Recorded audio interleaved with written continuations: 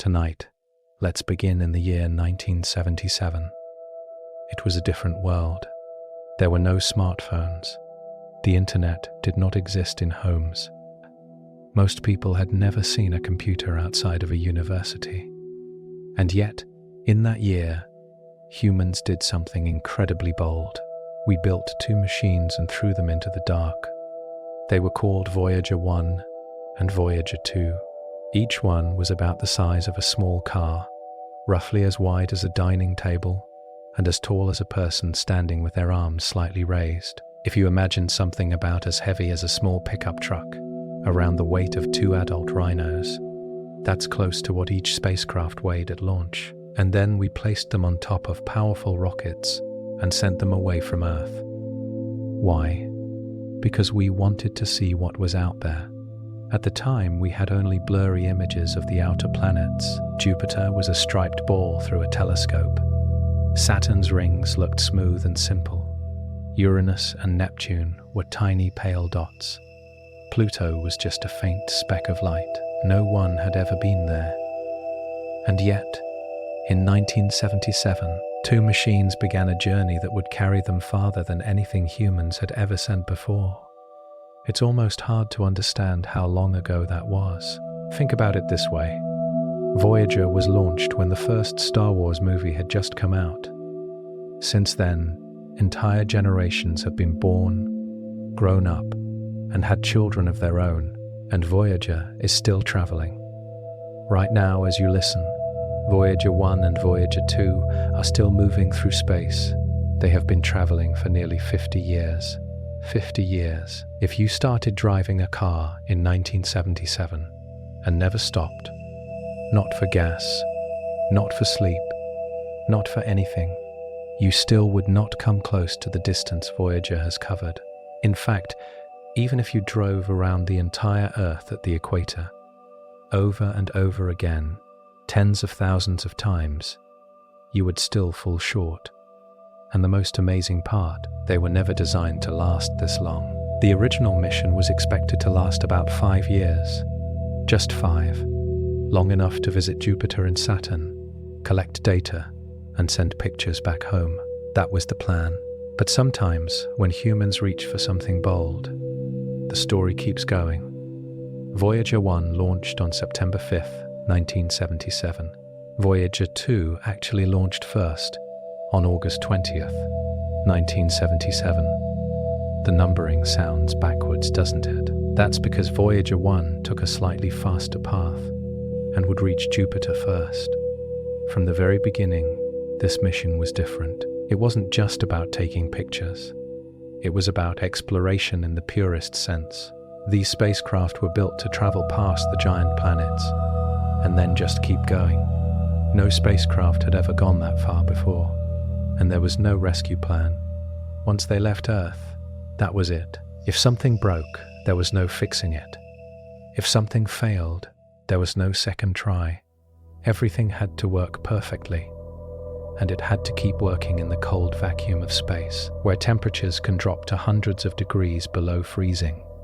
Colder than Antarctica in the middle of winter. Colder than any natural place on Earth. So how do you build something that survives that? Engineers designed Voyager with extreme care. They gave it a large dish antenna, about 3.7 meters wide, which is about as wide as a small bedroom. That dish would be its voice, sending signals back to Earth across unimaginable distances. They powered it with a special kind of battery that doesn't need sunlight. Why not use solar panels? That's a good question. Solar panels work well near Earth. But the farther you go from the sun, the dimmer it becomes. By the time you reach Jupiter, sunlight is about 25 times weaker than it is here. By the time you reach Neptune, it's around 900 times weaker. Like trying to power your house with the light of a single candle across a football field. So instead, Voyager uses radioactive power, a slow, steady source of heat from decaying material, converted into electricity. No moving parts, just quiet, steady energy that could last decades. And it did. As Voyager began its journey, It passed the orbit of Mars. Then it moved beyond the asteroid belt. Each step took it farther from the warmth and brightness of home. You might wonder, how fast is Voyager actually moving? Very fast. Voyager 1 travels at about 17 kilometers per second. That's about 61,000 kilometers per hour. If you could somehow drive that fast on Earth, you could circle the entire planet in less than 40 minutes. You could travel from New York to Tokyo in about 10 minutes, and it has been moving at that speed for decades. But here's something even more incredible. Voyager is not just traveling through space. It is leaving the sun behind. At the time of launch, no one knew exactly how far the sun's influence extended. We understood the planets. We understood their orbits. But what lies beyond that? Where does the solar system truly end? That question would take decades to answer. Voyager wasn't just going to visit planets. It was going to test the edge of our entire solar system. Imagine standing at the shore of a vast ocean at night. You build a small boat. You push it into the dark water. You watch it drift farther and farther away until it becomes a tiny dot, then nothing at all. But you keep listening. That's what Voyager became. A small machine drifting into an endless sea, still whispering back to us. Even now, the signals it sends are incredibly faint. By the time Voyager's radio message reaches Earth, it is weaker than the energy needed to power a tiny digital watch. It spreads out as it travels, thinning across billions of kilometers, like a ripple that keeps expanding in a pond. And yet, we can still hear it. There is something quietly beautiful about that. A human-made object, built in the 1970s, still speaking to us from the dark. You might ask, did the people who launched it truly believe it would go this far? Probably not. They hoped for success. They prepared carefully. But no one could promise that these machines would survive the harsh radiation near Jupiter, or the extreme cold of deep space, or the slow decay of their own systems. And yet, Voyager endured. In many ways, it became the boldest mission ever attempted, not because of what it was expected to do, but because of how far it actually went. 2 small spacecraft, launched nearly half a century ago, still traveling, still exploring, still teaching us what lies beyond the edge of everything we once thought was our home. And this was only the beginning. As we move forward, feel free to share where you're listening from, or leave a quick thought below. And if this channel means something to you, subscribing is a small way to support the journey. There is something almost lucky about the Voyager mission.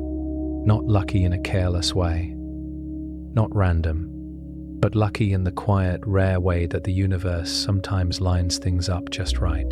In the 1960s, scientists noticed something unusual. The outer planets, Jupiter, Saturn, Uranus, and Neptune, were slowly moving into a special alignment. This doesn't happen often. In fact, it only happens about once every 176 years.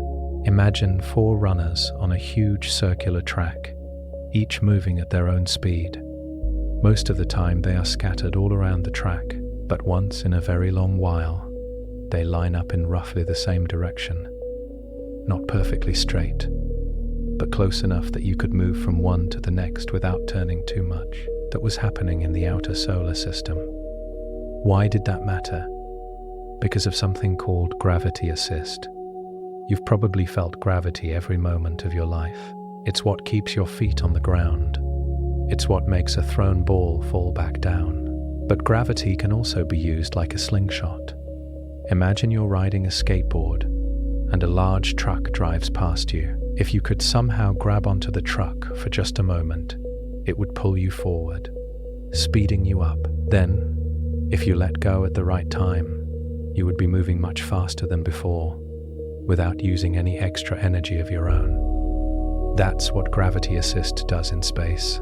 When a spacecraft flies close to a planet, it falls into the planet's gravity. It speeds up as it gets closer, like rolling downhill. Then, As it swings around the planet and climbs back out, it steals a tiny bit of the planet's orbital energy. The planet barely notices, but the spacecraft gains speed. It's like borrowing a little push from a giant. Jupiter, for example, is enormous. It is so large that more than 1,300 Earths could fit inside it. If Earth were the size of a grape, Jupiter would be about as big as a basketball.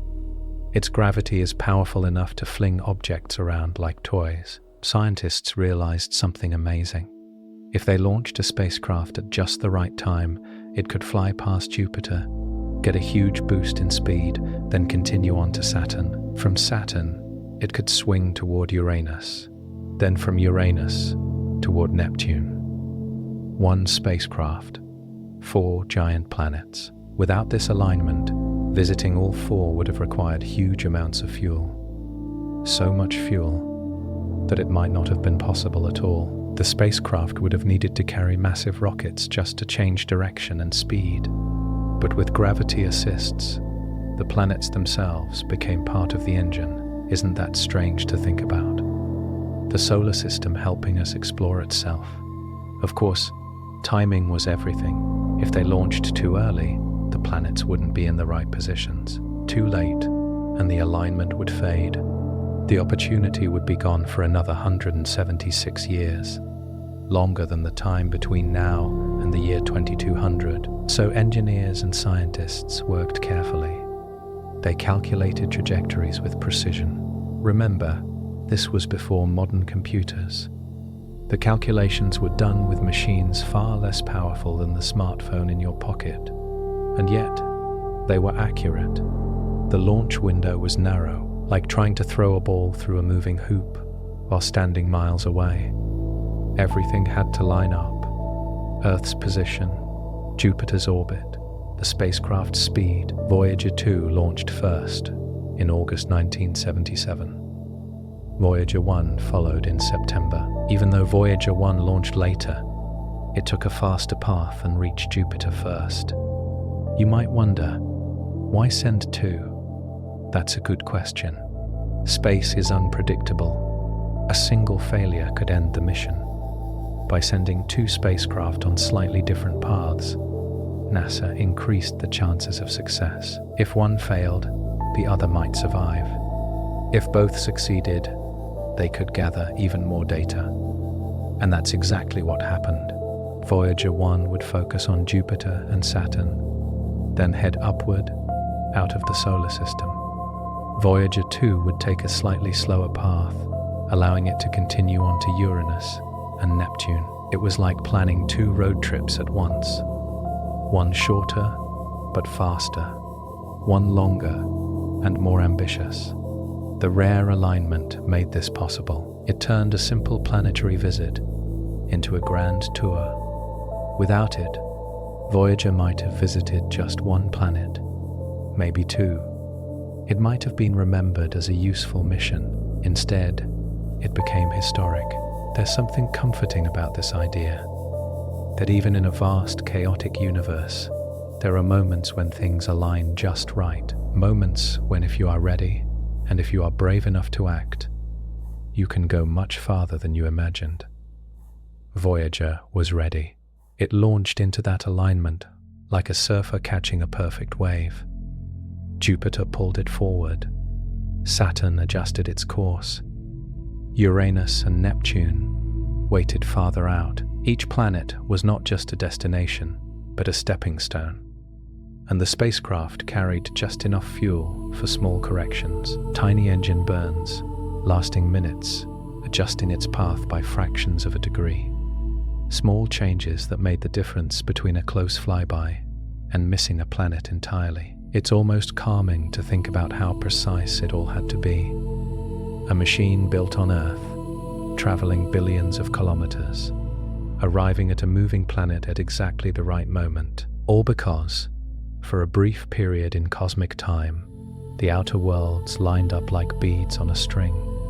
If Voyager had been delayed by even a few years, that chance would have slipped away. And so, in 1977, humanity took advantage of a rare gift. We launched 2 spacecraft into a once-in-a-lifetime alignment, and we let gravity do the rest. Before Voyager left Earth, scientists made a quiet decision. If this spacecraft was going to travel farther than anything we had ever built, if it might drift through space for millions, even billions of years, then maybe it should carry something more than instruments. Maybe it should carry a message. And so they created something small, round and surprisingly human. It was called the Golden Record. Each Voyager spacecraft carries one. A gold-plated copper disc, about 12 inches wide, roughly the size of a vinyl record you might place on a turntable at home. If you've ever held an old LP in your hands, you already know how big it is. Not large, not heavy, just something you could easily tuck under one arm. But what it holds is extraordinary. You might wonder, why send a record into space at all? Who is supposed to hear it? The honest answer is, we don't know. The Golden Record was created in case Voyager is ever found by intelligent life far in the future. Maybe not in our lifetime, maybe not in the lifetime of our species, but someday. The idea feels almost impossible. Space is vast beyond imagination. The chance that Voyager will be picked up by another civilization is incredibly small. If you imagine throwing a bottle into the ocean and hoping someone on another continent finds it, that already sounds unlikely. Now imagine that ocean is billions of times larger, and the bottle drifts for millions of years. And yet, we sent it anyway. Why? Because the act of sending it matters. The Golden Record contains sounds and images from Earth. It holds greetings in 55 languages. It carries music from different cultures, classical pieces, traditional songs, even the sound of a Navajo chant. There are natural sounds too: wind, thunder, rain, the heartbeat of a human being, the cry of a baby. Pause for a moment and think about that. A machine traveling through the darkness carries the sound of a newborn child. It also includes images encoded as signals, photographs that show human life, a mother and child, a fisherman, a city skyline, a simple drawing of our solar system, even a picture of a grocery store. Why a grocery store? Because it represents something ordinary, something everyday, the kind of place millions of people visit without thinking. Quietly says, this is what normal life looks like here. You might ask, who decided what went on the record? A small team led by Carl Sagan worked on it. They had limited space, only about 90 minutes of audio, and 115 images. Imagine trying to summarize the entire human story in the time it takes to watch a movie. What would you choose? Would you send only our greatest achievements, or also our simplest moments? They chose a mix. There is music from Bach and Beethoven. There is Chuck Berry's Johnny B. Good.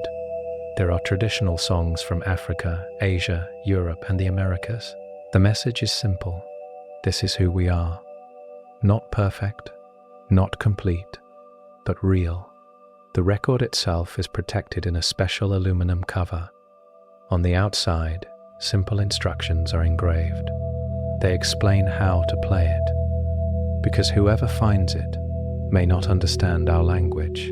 The instructions are written in the universal language of physics. There is a diagram showing how to use the pulsar map, a kind of cosmic address. It points to specific pulsars, which are spinning stars that send out regular pulses, like cosmic lighthouses. Each pulsar has a unique rhythm. By measuring those rhythms, someone could figure out where the record came from. It's like leaving a return address written in starlight. The record is plated in gold to help it last. Gold doesn't rust or corrode easily. In the vacuum of space, away from air and water, it could survive for hundreds of millions of years, longer than mountains on Earth might remain unchanged. But here's a quiet question. Is the Golden Record really meant for aliens? Or is it meant for us? When you step back, it feels like a mirror, a way of asking ourselves, if we had to explain who we are in a small package, what would we say? Would we show our wars, our conflicts, our divisions? Or would we show our music, our laughter, our children, our curiosity? Voyager carries no weapons, no warnings, no claims of ownership, just a record. There is something deeply peaceful about that. In 1977, during a time when the world was still tense with Cold War fears, humanity chose to send a greeting into space, a friendly one. And even though the odds of it being heard are small, the golden record still travels. It is bolted to the side of Voyager, facing outward, as the spacecraft moves through the darkness. It doesn't transmit, it doesn't broadcast, it simply waits, waiting quietly as Voyager passes beyond the planets, beyond the warmth of the sun, beyond the region we once thought was the edge of everything. You might wonder, what would it feel like if someone found it? Some distant civilization, discovering a small metal object drifting between stars. They open the cover, they decode the instructions, they hear the crackle of an old recording, and then, through the silence of their world, they hear our sounds, wind, music, a heartbeat, the voice of a child saying hello. It's almost comforting to imagine, but even if that never happens, the golden record still means something. It means that when we reach the edge of our known world, we did not just send instruments to measure and calculate, we sent a piece of ourselves. And that small gold circle now drifts through space, carrying the quiet message that once, on a small blue planet, life rose up and wondered who else might be out there. After leaving Earth and crossing the asteroid belt, Voyager was heading toward its first giant destination, Jupiter. Even through small backyard telescopes, Jupiter looks impressive. Bright, steady, striped with soft bands of color. But up close, it is something else entirely. Jupiter is enormous. If Earth were the size of a small marble, Jupiter would be about as large as a basketball sitting beside it. More than 1,300 Earths could fit inside Jupiter. Its gravity is so strong that if you weighed 70 kilograms on Earth, you would weigh nearly 180 kilograms there, like suddenly carrying an extra adult on your shoulders. So when Voyager 1 approached Jupiter in 1979, scientists were excited. They expected storms, they expected thick clouds, they expected powerful radiation, but they did not expect what they were about to see. As Voyager got closer, Jupiter's swirling atmosphere came into focus. The famous Great Red Spot, a storm large enough to swallow Earth whole, was churning in detail no one had ever seen before. Imagine a hurricane that has been raging non-stop for more than 300 years. That's what the Great Red Spot is like. But even that wasn't the biggest surprise. The real shock came from one of Jupiter's moons, Io.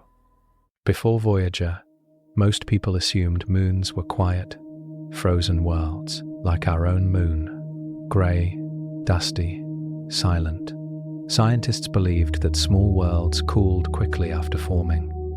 Without much internal heat, they would simply sit there, unchanged for billions of years. So what could possibly be happening on a moon nearly 800 million kilometers from the Sun, about 5 times farther from the Sun than Earth is?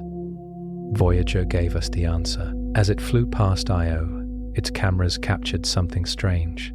Plumes rising above the surface, dark shapes spreading across the ground.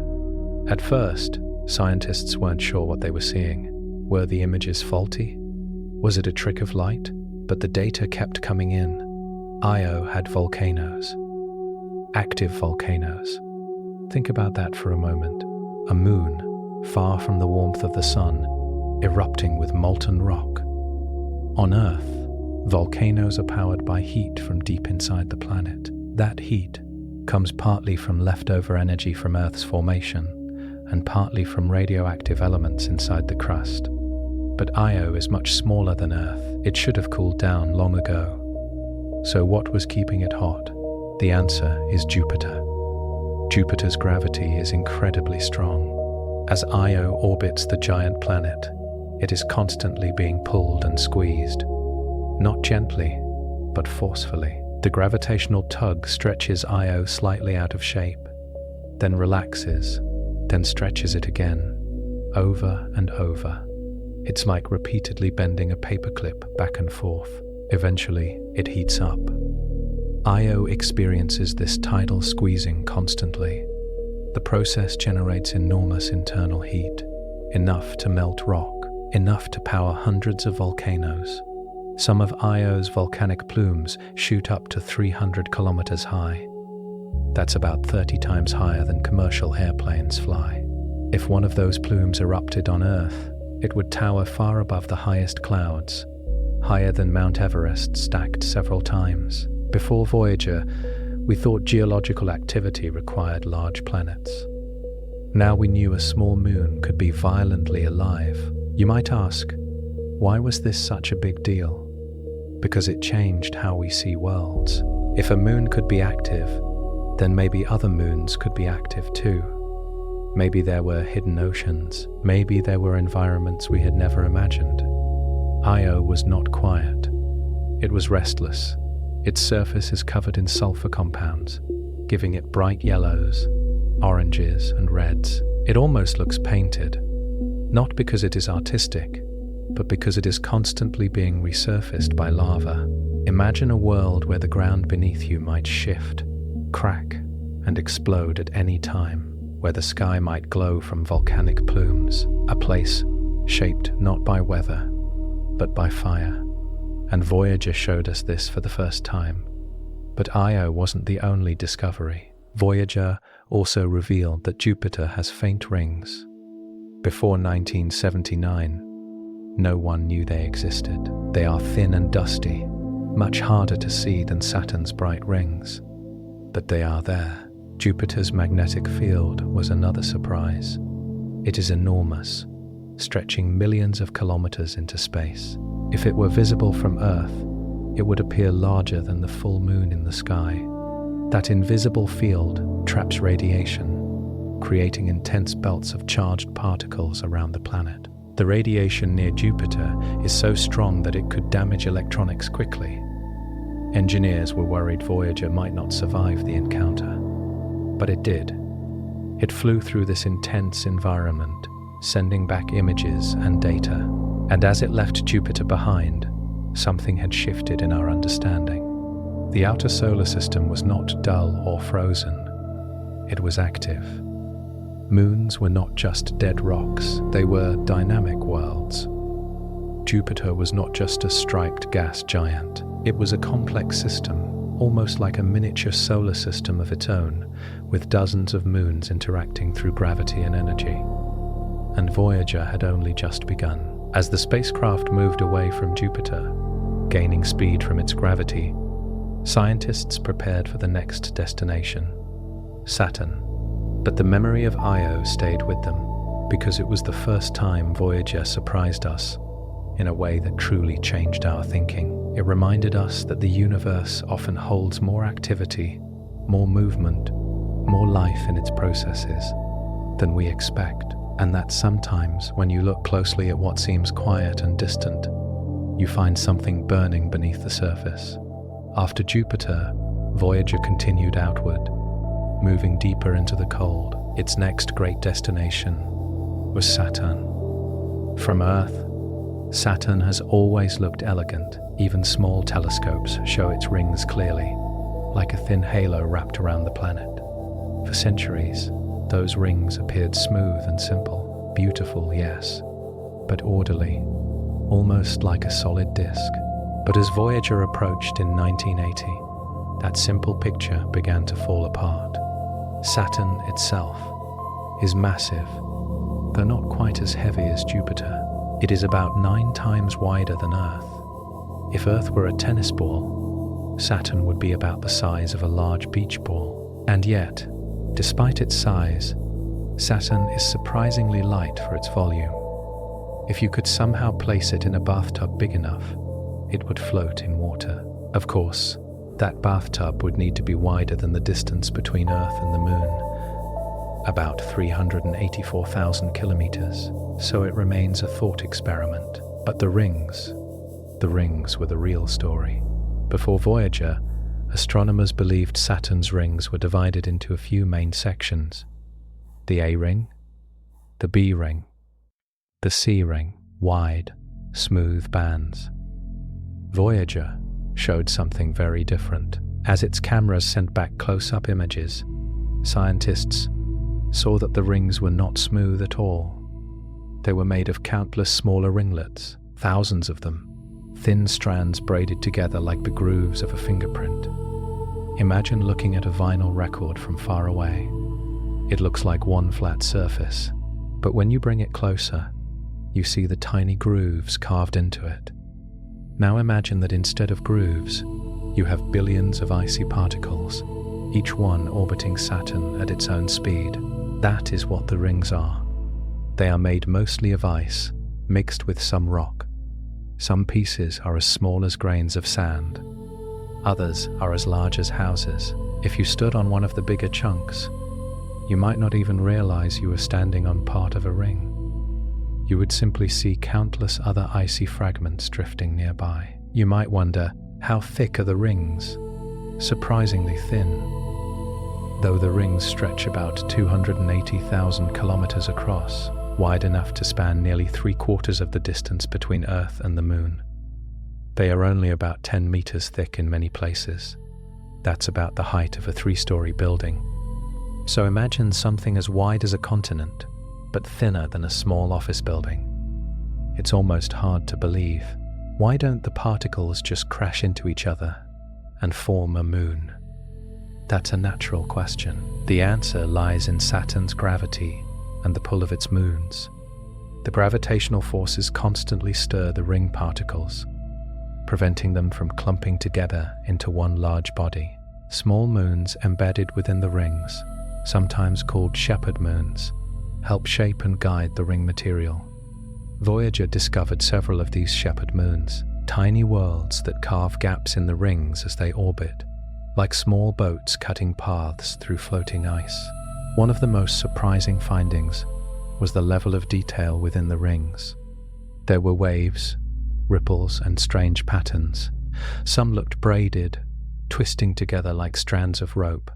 Others had sharp edges where ring material suddenly ended. It wasn't static, it was dynamic. The rings were constantly shifting. Particles colliding gently, gravitational tugs creating patterns that moved over time. In some places, Voyager saw dark spokes, temporary features stretching across the rings. They appeared and disappeared, almost like shadows. What caused them? Scientists believe they are made of tiny dust particles lifted slightly above the ring plane by Saturn's magnetic field. But at the time, it was mysterious, another quiet surprise. And Saturn itself was no less fascinating. Its atmosphere showed bands like Jupiter's, but softer in color, pale golds and creams. Storms swirled within the clouds, though not as dramatically visible as Jupiter's Great Red Spot. Voyager also studied Saturn's moons. Titan, Saturn's largest moon, stood out immediately. It is even larger than the planet Mercury. Thick clouds wrapped around it, hiding its surface completely. Voyager could not see through them. That raised a question. What was beneath those clouds? At the time, no one knew. But the mere presence of a thick atmosphere on a moon was intriguing. Titan's atmosphere is mostly nitrogen, like Earth's. That alone made scientists curious, but the rings remained the most stunning discovery of the encounter. Saturn's rings were not a simple decoration. They were a system, a delicate, ever-changing structure shaped by gravity, motion, and time. Imagine standing far away, watching Saturn glow in the darkness, its rings reflecting sunlight like a thin silver halo. Now imagine zooming in closer and closer, until you can see individual chunks of ice drifting past each other in slow motion. That is what Voyager allowed us to do. It gave us perspective. From far away, simplicity. Up close, complexity. And perhaps that is true not only for planets, but for many things. As Voyager left Saturn behind, it carried with it more than images. It carried a new understanding of how rich and active even the outer solar system could be. And the journey was not over. For Voyager 1, Saturn would be its last planet. It would soon turn upward, heading out of the solar system entirely. But Voyager 2 had a longer road ahead, beyond Saturn, farther than any spacecraft had ever traveled before. Two distant blue worlds were waiting: Uranus and Neptune, and no human-made object had ever seen them up close. After Saturn, Voyager 1 turned upward, beginning its long climb out of the solar system. But Voyager 2 kept going. It continued outward into colder, darker space, toward planets no spacecraft had ever visited before. Uranus was next. From Earth, Uranus is barely visible to the naked eye under perfect conditions. It looks like a faint star. Even through telescopes before Voyager, it appeared as a small, pale blue-green circle. Calm, almost quiet. Voyager 2 reached Uranus in 1986, nearly 9 years after launch. 9 years is a long time to wait for a single close encounter. Imagine sending a letter today and knowing you will not receive the reply until nearly a decade later. That was the patience required. As Voyager approached, Uranus revealed something unusual. It was tilted, not slightly tilted, like Earth, which leans about 23 degrees. Enough to give us seasons. Uranus is tilted about 98 degrees. It is essentially lying on its side. Imagine a spinning top that has fallen over but keeps spinning anyway. That is Uranus. Because of this extreme tilt, its poles take turns pointing almost directly at the sun. One pole can experience continuous daylight for about 21 years, followed by 21 years of darkness. It's difficult to picture such long seasons. On Earth, winter feels long after a few months. On Uranus, a single season lasts longer than a human childhood. You might wonder, why is it tilted so much? Scientists believe that long ago, something massive struck Uranus, possibly an object about the size of Earth. The collision knocked the planet onto its side.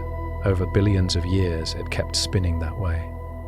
Voyager showed us that Uranus is an ice giant. That term doesn't mean it's covered in frozen ice like a snowball. Instead, it refers to its composition. Beneath its atmosphere, it likely contains vast amounts of water, ammonia, and methane in forms compressed by intense pressure. Methane in the upper atmosphere gives Uranus its blue-green color. Methane absorbs red light and reflects blue, making the planet look calm and cool. At first glance, Uranus seemed less dramatic than Jupiter or Saturn. Its atmosphere looked smooth, almost featureless. Was it quiet? Not entirely. Voyager detected strong winds, though they were not as visible in cloud patterns. It also discovered that Uranus has rings, thin and dark, much fainter than Saturn's. And it found new moons, 10 new moons in fact, during its flyby. Small worlds that had gone unseen until Voyager passed by. But Voyager 2's journey was not finished. 3.5 years later, in 1989, it reached Neptune. Neptune is even farther from the Sun. On average, it orbits about 4.5 billion kilometers away, about 30 times farther than Earth. If Earth were one step from a campfire, Neptune would be 30 long steps back into the dark. Sunlight there is faint, about 900 times weaker than what we feel on Earth. Imagine trying to read a book under a light that is almost as dim as twilight. That is Neptune's daylight. And yet Neptune surprised us. Despite receiving very little heat from the Sun, Neptune is active. Voyager's cameras revealed deep blue clouds and powerful storms. One storm in particular stood out, the Great Dark Spot. It was similar in size to Earth, a swirling system in Neptune's atmosphere. Even more surprising were the winds. Neptune has the fastest winds in the solar system. Some reach speeds of about 2,100 kilometers per hour. That's faster than a fighter jet. If those winds existed on Earth, they could circle the entire planet in less than a day. Why would a planet so far from the sun have such strong winds? That question puzzled scientists. The answer seems to be that Neptune generates internal heat. It radiates more than twice as much energy as it receives from the sun. That extra energy drives atmospheric motion, so even in the dim outer reaches of the solar system, there is movement, energy, change. Voyager also flew past Neptune's largest moon, Triton. Triton turned out to be one of the strangest worlds yet. It orbits Neptune in the opposite direction of the planet's rotation, something rare and unusual. That suggests Triton may have once been an independent object, captured by Neptune's gravity long ago. Voyager's images showed a surface covered in frozen nitrogen and methane, pale, smooth in places, cracked in others. And then came another surprise. Geysers. On Triton, Voyager observed dark plumes rising from the surface, likely caused by sunlight warming nitrogen ice, which then erupted as gas. Imagine a world so cold that nitrogen, the gas we breathe, freezes solid. Temperatures on Triton can drop to around minus 235 degrees Celsius. That is colder than any natural place on Earth by over 150 degrees. Colder than the coldest Antarctic winter.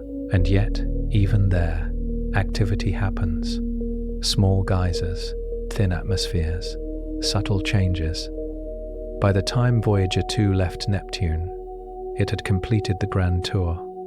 4 giant planets, dozens of moons, rings, storms, volcanoes, geysers. Worlds that once were tiny dots had become real places. And after Neptune, there were no more planets waiting, only open space. Voyager 2 had reached the edge of the known planetary system. From here on, it would continue into regions no spacecraft had ever explored. The sunlight would grow dimmer, the signals weaker, the distances harder to imagine. But the journey was not ending. It was only entering a new phase. Beyond the ice giants, beyond the last major planet, Voyager was heading towards something even more mysterious, the true boundary of our solar system. After the encounters with Jupiter and Saturn, Voyager 1 was given a final task. Before turning its cameras off forever, it would look back. By 1990, Voyager 1 was already incredibly far from Earth, about 6 billion kilometers away. That is 6 billion kilometers. If you tried to drive that distance at highway speed without ever stopping, it would take you more than 7,000 years, longer than most recorded human history. From that distance, Earth was no longer a world. It was not blue oceans and white clouds. It was not continents and cities. It was a dot. On February 14th, 1990, Voyager turned its camera toward the inner solar system. It took a series of images that would later be called the family portrait. In those frames, several planets appeared as tiny specks of light suspended in darkness. And there, barely visible in a thin beam of scattered sunlight, was Earth, less than 1 pixel wide, a pale blue dot. You might ask, how small is 1 pixel? If you hold your phone at arm's length and look at one tiny glowing square on the screen, that is roughly what Earth looked like. But even that may be too generous. It was more like a dust mote caught in a sunbeam. The sunlight in the image forms bright streaks across the frame. Earth sits inside one of those streaks, almost lost in the glare. If you didn't know where to look, you might miss it entirely. And yet, that faint speck contains everything we know, every person who has ever lived, every mountain, every ocean, every city, all of human history, wars, music, discoveries, quiet evenings, laughter, all happening on a point of light smaller than a grain of sand in the image. It is difficult to let that sink in. Why did NASA take this picture? Some scientists worried it wasn't necessary. The camera system was aging. The sun's glare could damage it. There was little scientific value in photographing Earth from so far away, but there was symbolic value. Voyager was about to move beyond the planetary system. It would not take more pictures of planets again. Its cameras would soon be shut down to conserve power. So this was a farewell. Carl Sagan later reflected on that image in words that many people remember. But even without the words, the image speaks quietly on its own. It asks a simple question. If our entire world is that small from far away, what does that mean? From Earth, we often feel large. Our problems feel heavy. Our borders feel important. Our differences feel sharp.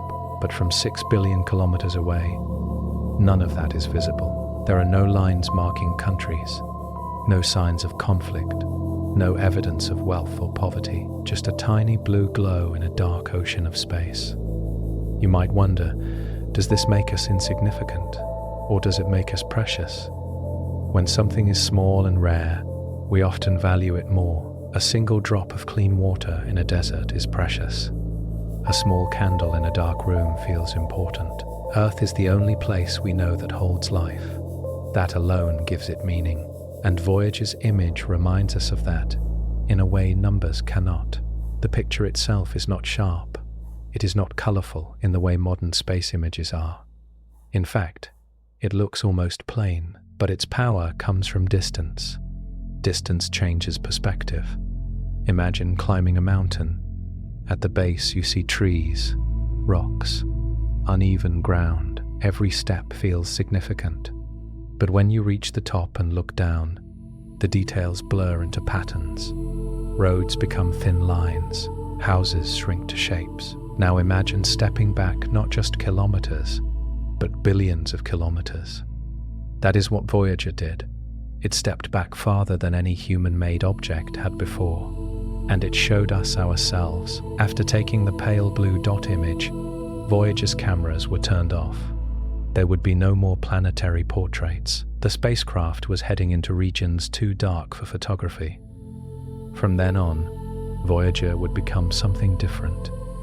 Less of a photographer, more of a sensor, measuring particles, magnetic fields, invisible forces. But that final image remains. You might ask, why does it matter so much? Because it gently shifts our thinking. It shows that Earth is not the center of everything. It is not large on the cosmic stage. It is not even noticeable from a distance. That on the scale of the universe is still relatively small. 6 billion kilometers sounds enormous.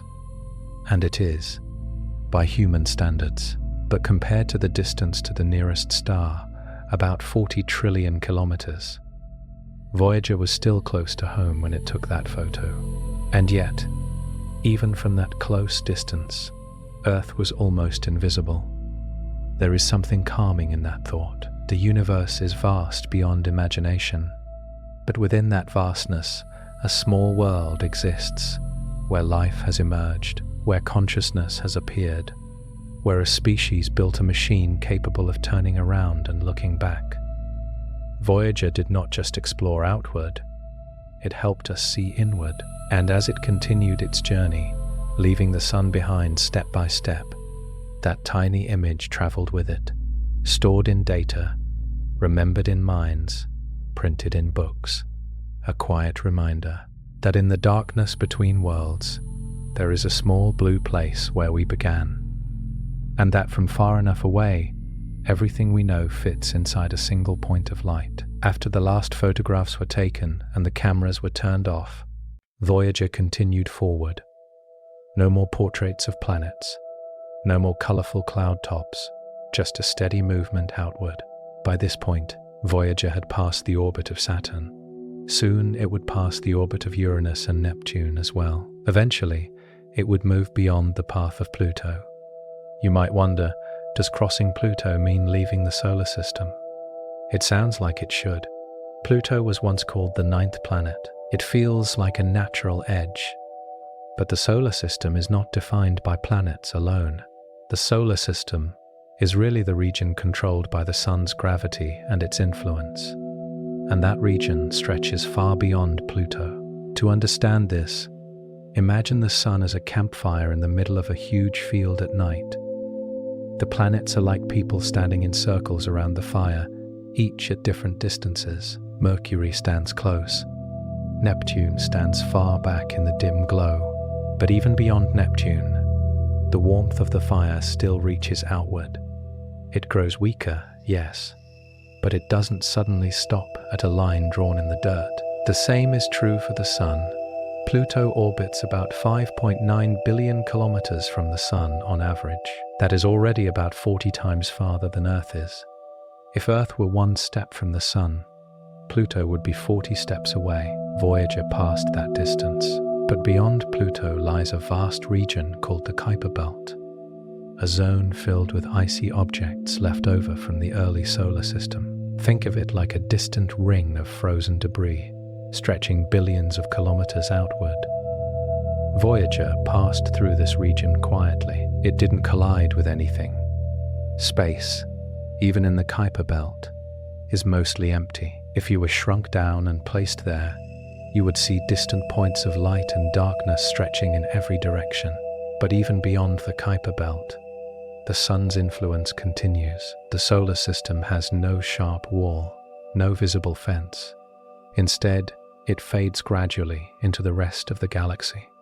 So what does it really mean to leave the known solar system? It means moving beyond the region where the planets dominate. It means traveling so far that the sun is no longer the main force shaping your surroundings. By the time Voyager passed Neptune in 1989, it was already about 4.5 billion kilometers from the sun. The sunlight there was extremely faint, about 900 times weaker than what reaches Earth. Imagine standing outside at dusk when the light is almost gone. That is roughly how bright the sun would appear at Neptune's distance. And Voyager kept going. The farther it traveled, the dimmer the sun became. Not suddenly, not dramatically, just gradually shrinking in the sky. If you stood next to Voyager and looked back, the sun would still look like a bright star. But it would no longer fill the sky with warmth. It would not light up nearby space. It would simply be one star among many. That idea alone feels profound. For most of human history, the sun has been central. It rises, it sets, it warms us, it defines our days. But from far enough away, it becomes just another point of light in the vast sea of stars. As Voyager moved outward, scientists began focusing less on planets and more on invisible forces. They asked a new question. Where does the sun's influence truly end? The sun constantly sends out a stream of charged particles called the solar wind. These particles flow outward in all directions, like a breeze blowing through space. Near Earth, this solar wind interacts with our planet's magnetic field and creates auroras, the northern and southern lights. But how far does that wind travel? Imagine blowing air from your mouth into a still room. The air spreads outward, but eventually it slows down and mixes with the air already in the room. The sun does something similar. Its solar wind expands outward into space. But eventually, it must meet the thin gas that fills the galaxy. That meeting point is not near Pluto. It is much farther out. In fact, if you imagine the solar system as a house, the planets would occupy the living room. Pluto would be near the front door, but the outer boundary of the sun's influence would be somewhere far out in the yard, perhaps dozens of times farther than the distance from the living room to the door. Voyager was heading into that yard, and this was something entirely new. No spacecraft had ever gone this far before. Pioneer 10 and 11 had traveled outward too. But Voyager's instruments were more advanced.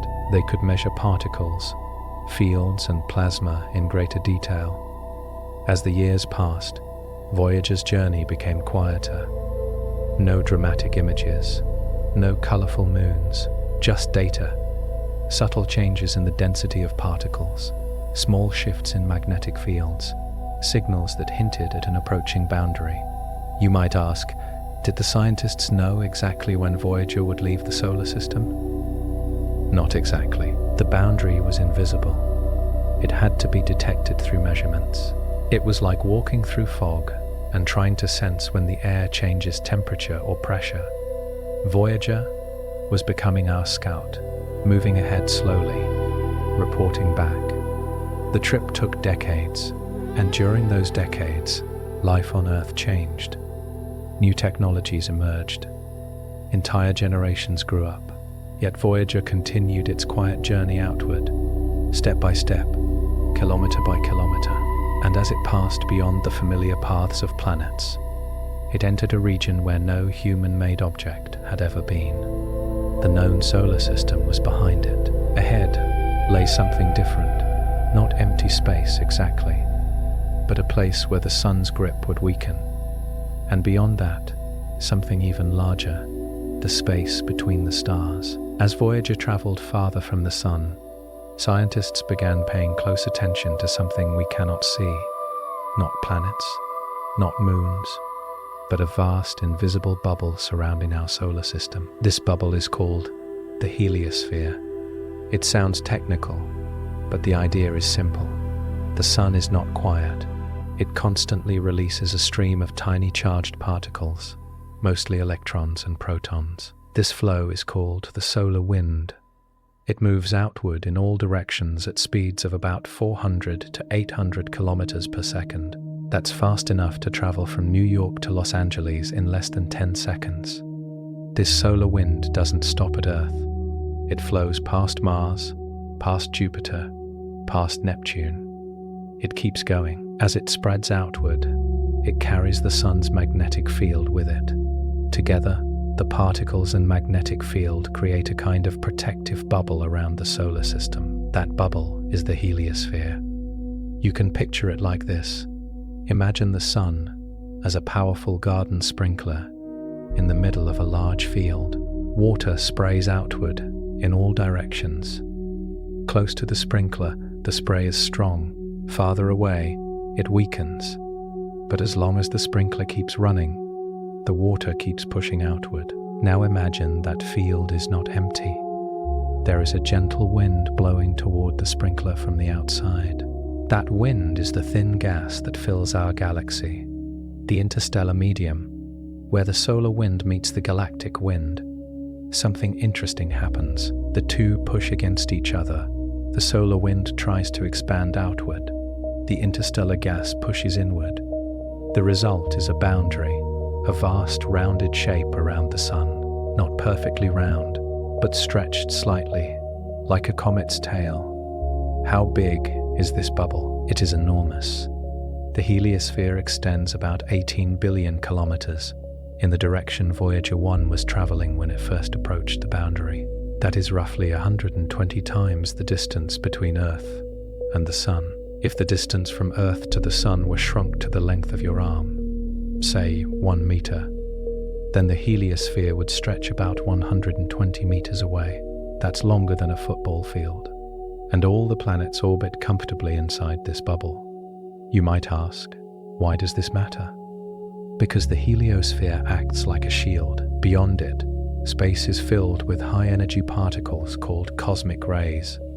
These particles come from distant supernova explosions and other energetic events in the galaxy. They move at nearly the speed of light. If too many of these cosmic rays reached Earth, they could damage living cells and affect our atmosphere. But the heliosphere deflects many of them. It slows them down. It blocks a large portion from entering the inner solar system. It's like a magnetic umbrella, shielding our planet from a constant rain of radiation. We cannot see this shield. We cannot feel it directly, but it has likely played a role in protecting life on Earth for billions of years. Voyager was heading towards the edge of that shield. As it moved outward in the 1990s and 2000s, its instruments began detecting subtle changes. The solar wind was still flowing outward, but it was weakening. The farther from the sun, the less force it carried. Imagine walking away from a fan. Close up, the air pushes strongly against your face. A few steps back, it feels softer. Eventually, you barely feel it at all. Voyager was walking away from the sun's breeze. Scientists watched the data carefully.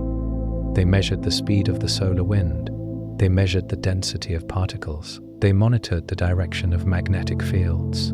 Each measurement was like tapping the walls of an invisible room, trying to sense where the boundary might be. You might wonder, does the heliosphere stay the same size all the time? No, it breathes. The sun goes through cycles of activity roughly every 11 years. During more active periods, the solar wind becomes stronger, pushing the heliosphere outward slightly. During quieter periods, it contracts a bit, so the boundary is not fixed.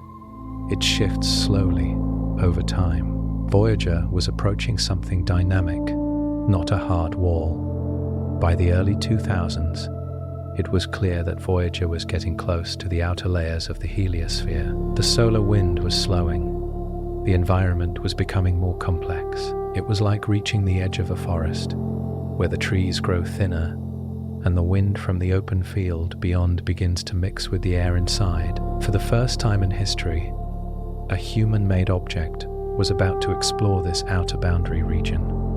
And that meant we would finally learn what the edge of our solar shield truly looks like.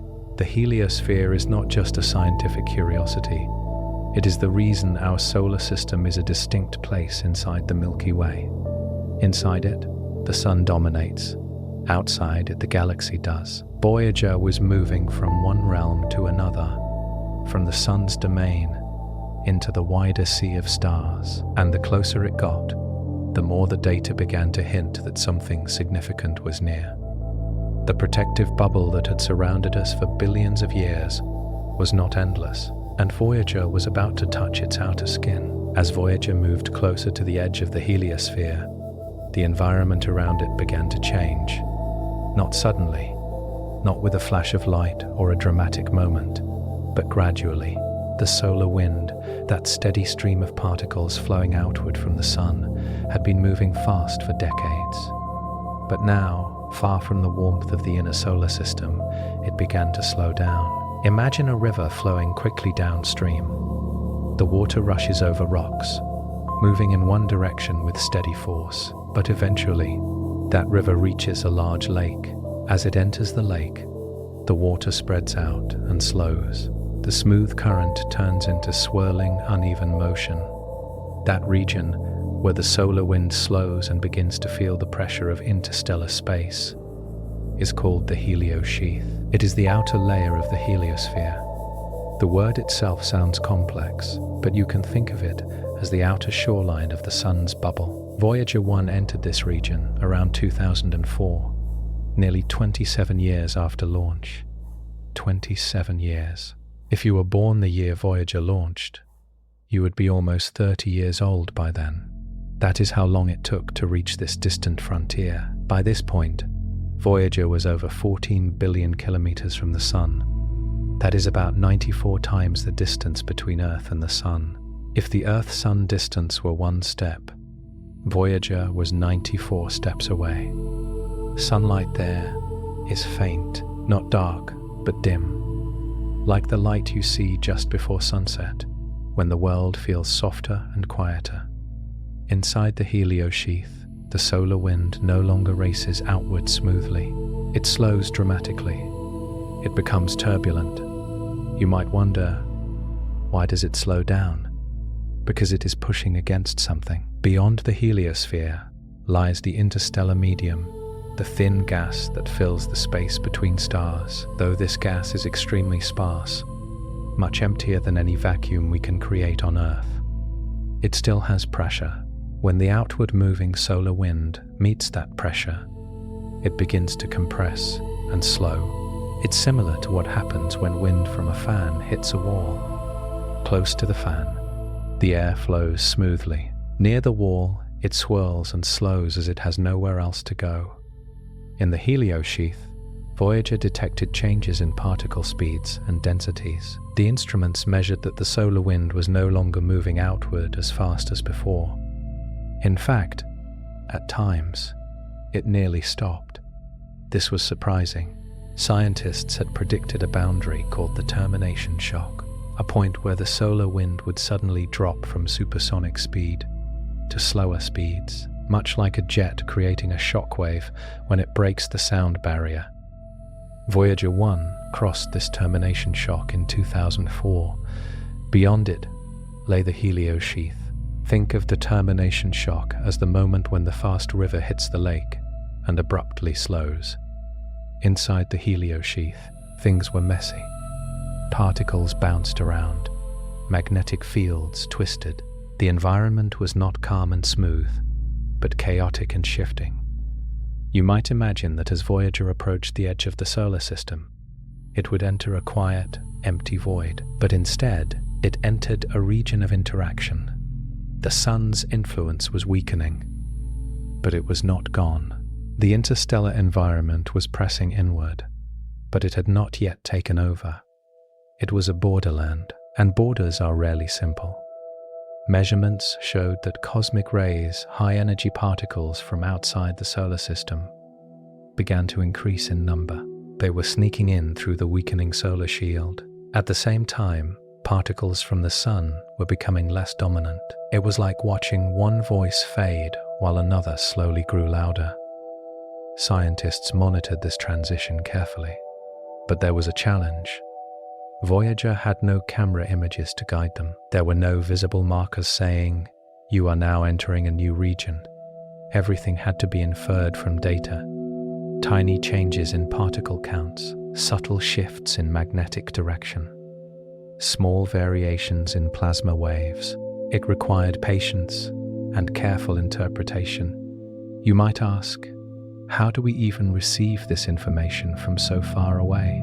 By this time, Voyager was so distant that its radio signals took over 14 hours to reach Earth. That means if engineers sent a command, they would not know if it worked until nearly a full day later. And that includes the time for a response. Communication was slow and deliberate, yet Voyager kept reporting back. The heliosheath stretched for billions of kilometers. It was not a thin layer you could cross in days. It took Voyager years to move through it, years spent drifting through this outer shell of the sun's domain. During this time, the spacecraft itself was aging. Some instruments had been turned off to conserve power. Engineers carefully managed energy, shutting down non-essential systems to keep the most important detectors running. Each year, the power supply weakened slightly, but Voyager continued. The heliosheath represented something profound. It was the final cushion between us and the galaxy. Inside it, we were still under the sun's protection. Beyond it, we would be in true interstellar space, and Voyager was slowly, steadily approaching that final boundary. No human-made object had ever gone this far before, and soon, for the first time in history, we would know what it feels like to step beyond our sun's protective bubble. Not with astronauts, not with eyes, but with a small, aging machine, quietly drifting at the edge of everything we once called home. For years, scientists watched the data from Voyager carefully. They were waiting for a moment no human had ever witnessed before, the crossing of the heliopause. The heliopause is the true outer boundary of the heliosphere. It is the place where the sun's solar wind is finally stopped by the pressure of interstellar space. Beyond it, the solar wind no longer dominates. The galaxy does. If the heliosphere is like a bubble, the heliopause is its outer skin. You might imagine this boundary as a solid wall, a clear line, a moment when one step places you inside and the next step places you outside. But in reality, it is more subtle.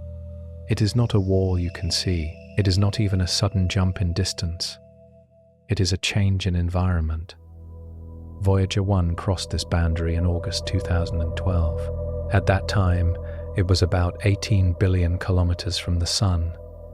roughly 121 times the distance between Earth and the Sun. If Earth were 1 meter from the Sun in a scale model, Voyager was standing 121 meters away, longer than a football field. The moment itself did not come with fireworks. There was no alarm. Instead, the instruments began to show something unusual. The number of solar particles, the ones coming from the Sun, dropped sharply.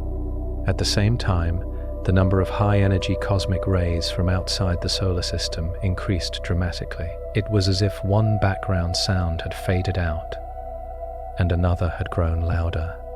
Imagine standing inside a large building near a busy street. Inside, you mostly hear the hum of air conditioning and quiet footsteps. But as you walk toward the exit and step outside, the indoor sounds disappear and the noise of traffic takes over. Voyager had stepped outside. But how could scientists be sure? At first, there was debate. Some measurements suggested Voyager was still inside the heliosphere. The magnetic field direction did not change as much as expected. That puzzled researchers. If Voyager had truly entered interstellar space, shouldn't the magnetic field shift dramatically? It turned out the boundary was more complex than predicted. But the evidence became clear over time. The density of plasma, the charged gas in space, changed. Outside the heliopause, the plasma was denser than inside, not dense by everyday standards. Even interstellar space contains far fewer particles than the best vacuum chambers on Earth. But relative to the solar wind, it was different. The increase in cosmic rays was strong and sustained. By 2013, scientists confirmed that Voyager 1 had indeed entered interstellar space. For the first time in history, a human-made object was traveling between the stars. That phrase sounds dramatic. Between the stars. But what does it really mean? It does not mean Voyager is close to another star. The nearest star system, Alpha Centauri, is about 40 trillion kilometers away. That is over 2,000 times farther than Voyager's distance at the heliopause. If Voyager's current distance were the length of your living room, Alpha Centauri would be hundreds of houses away. So Voyager is still very much in our Sun's neighborhood, but it is no longer inside the Sun's protective bubble.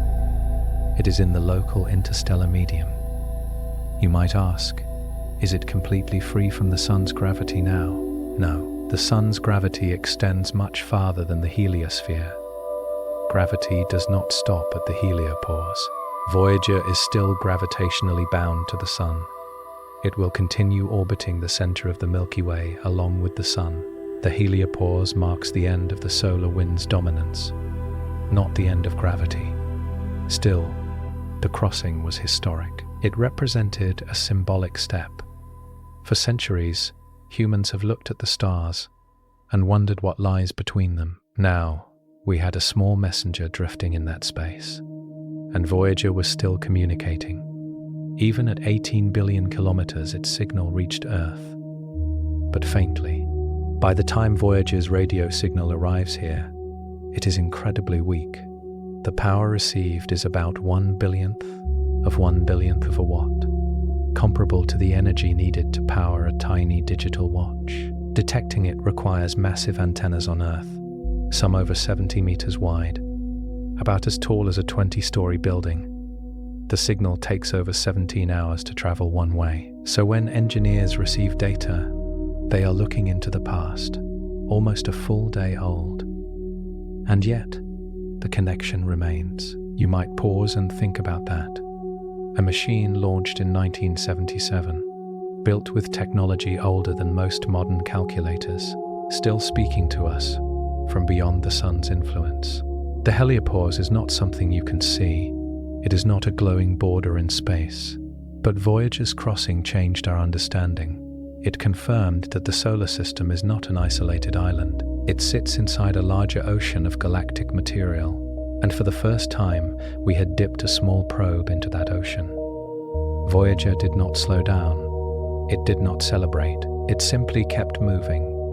And as it drifted farther into interstellar space, new questions began to form. What is that space really like? Is it empty? Is it calm? Or is it filled with forces we are only beginning to understand?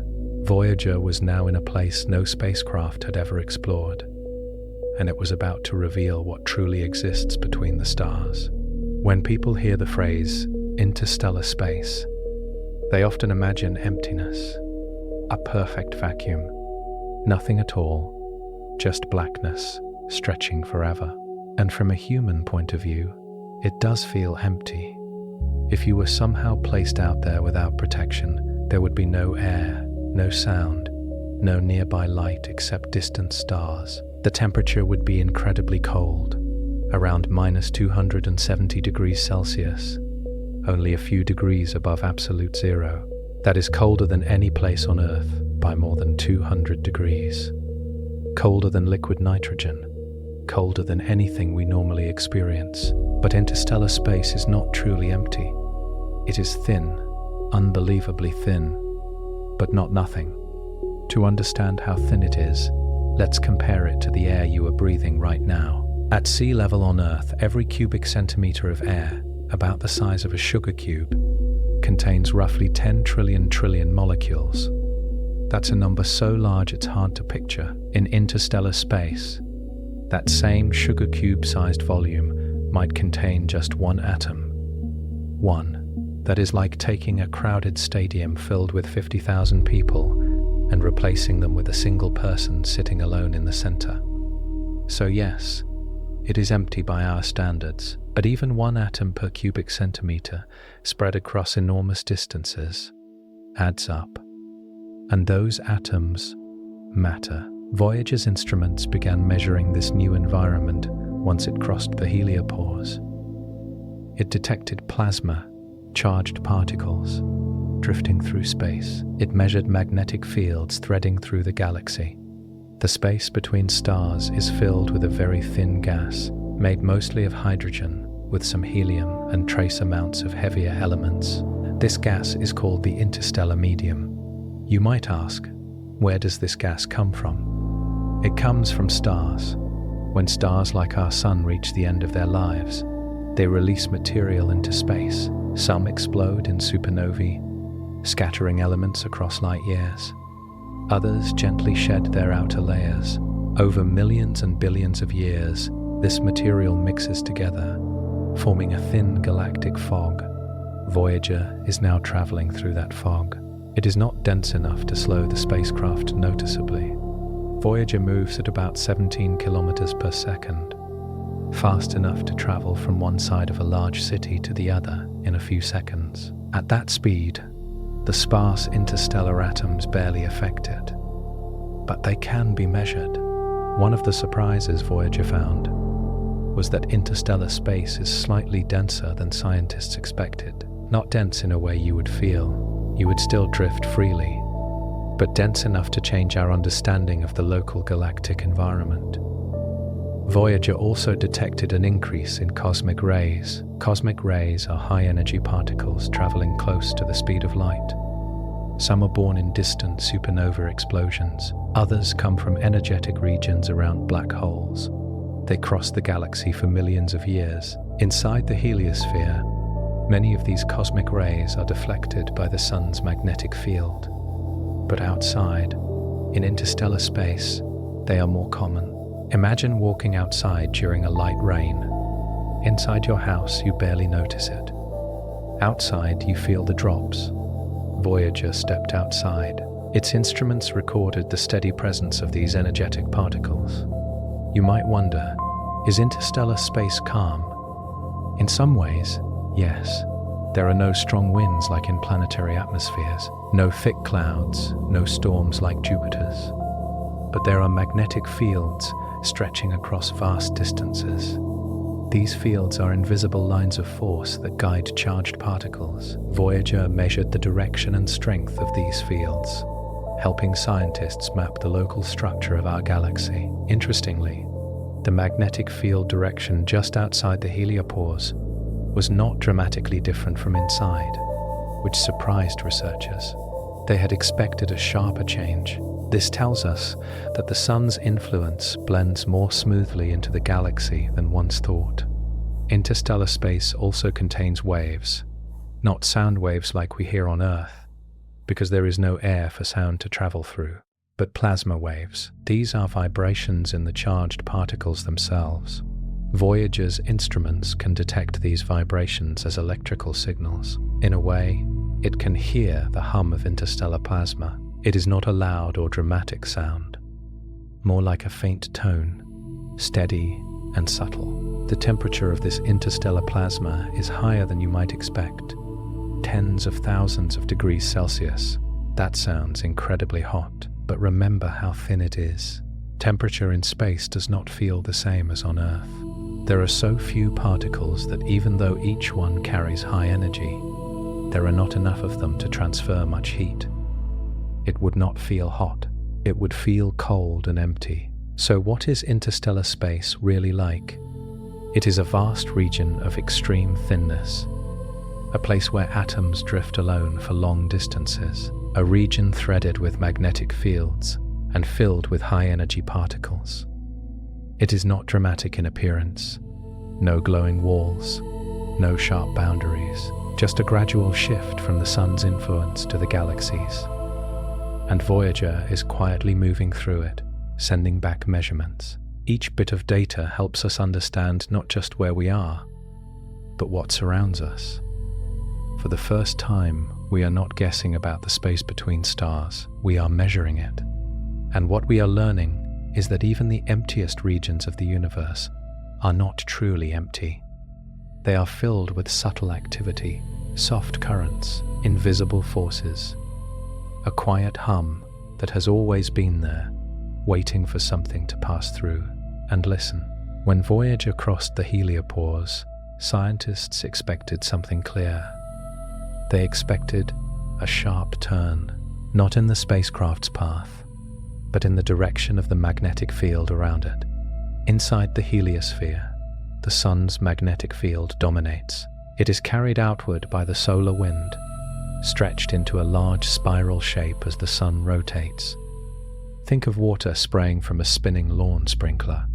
The streams curve as they move outward. Outside the heliopause, scientists believed the magnetic field of the galaxy would take over. They assumed its direction would be noticeably different from the sun's. So when Voyager 1 crossed into interstellar space in 2012, researchers watched the magnetic field data closely. And at first, something seemed off. The number of solar particles dropped sharply, cosmic rays increased, plasma density changed.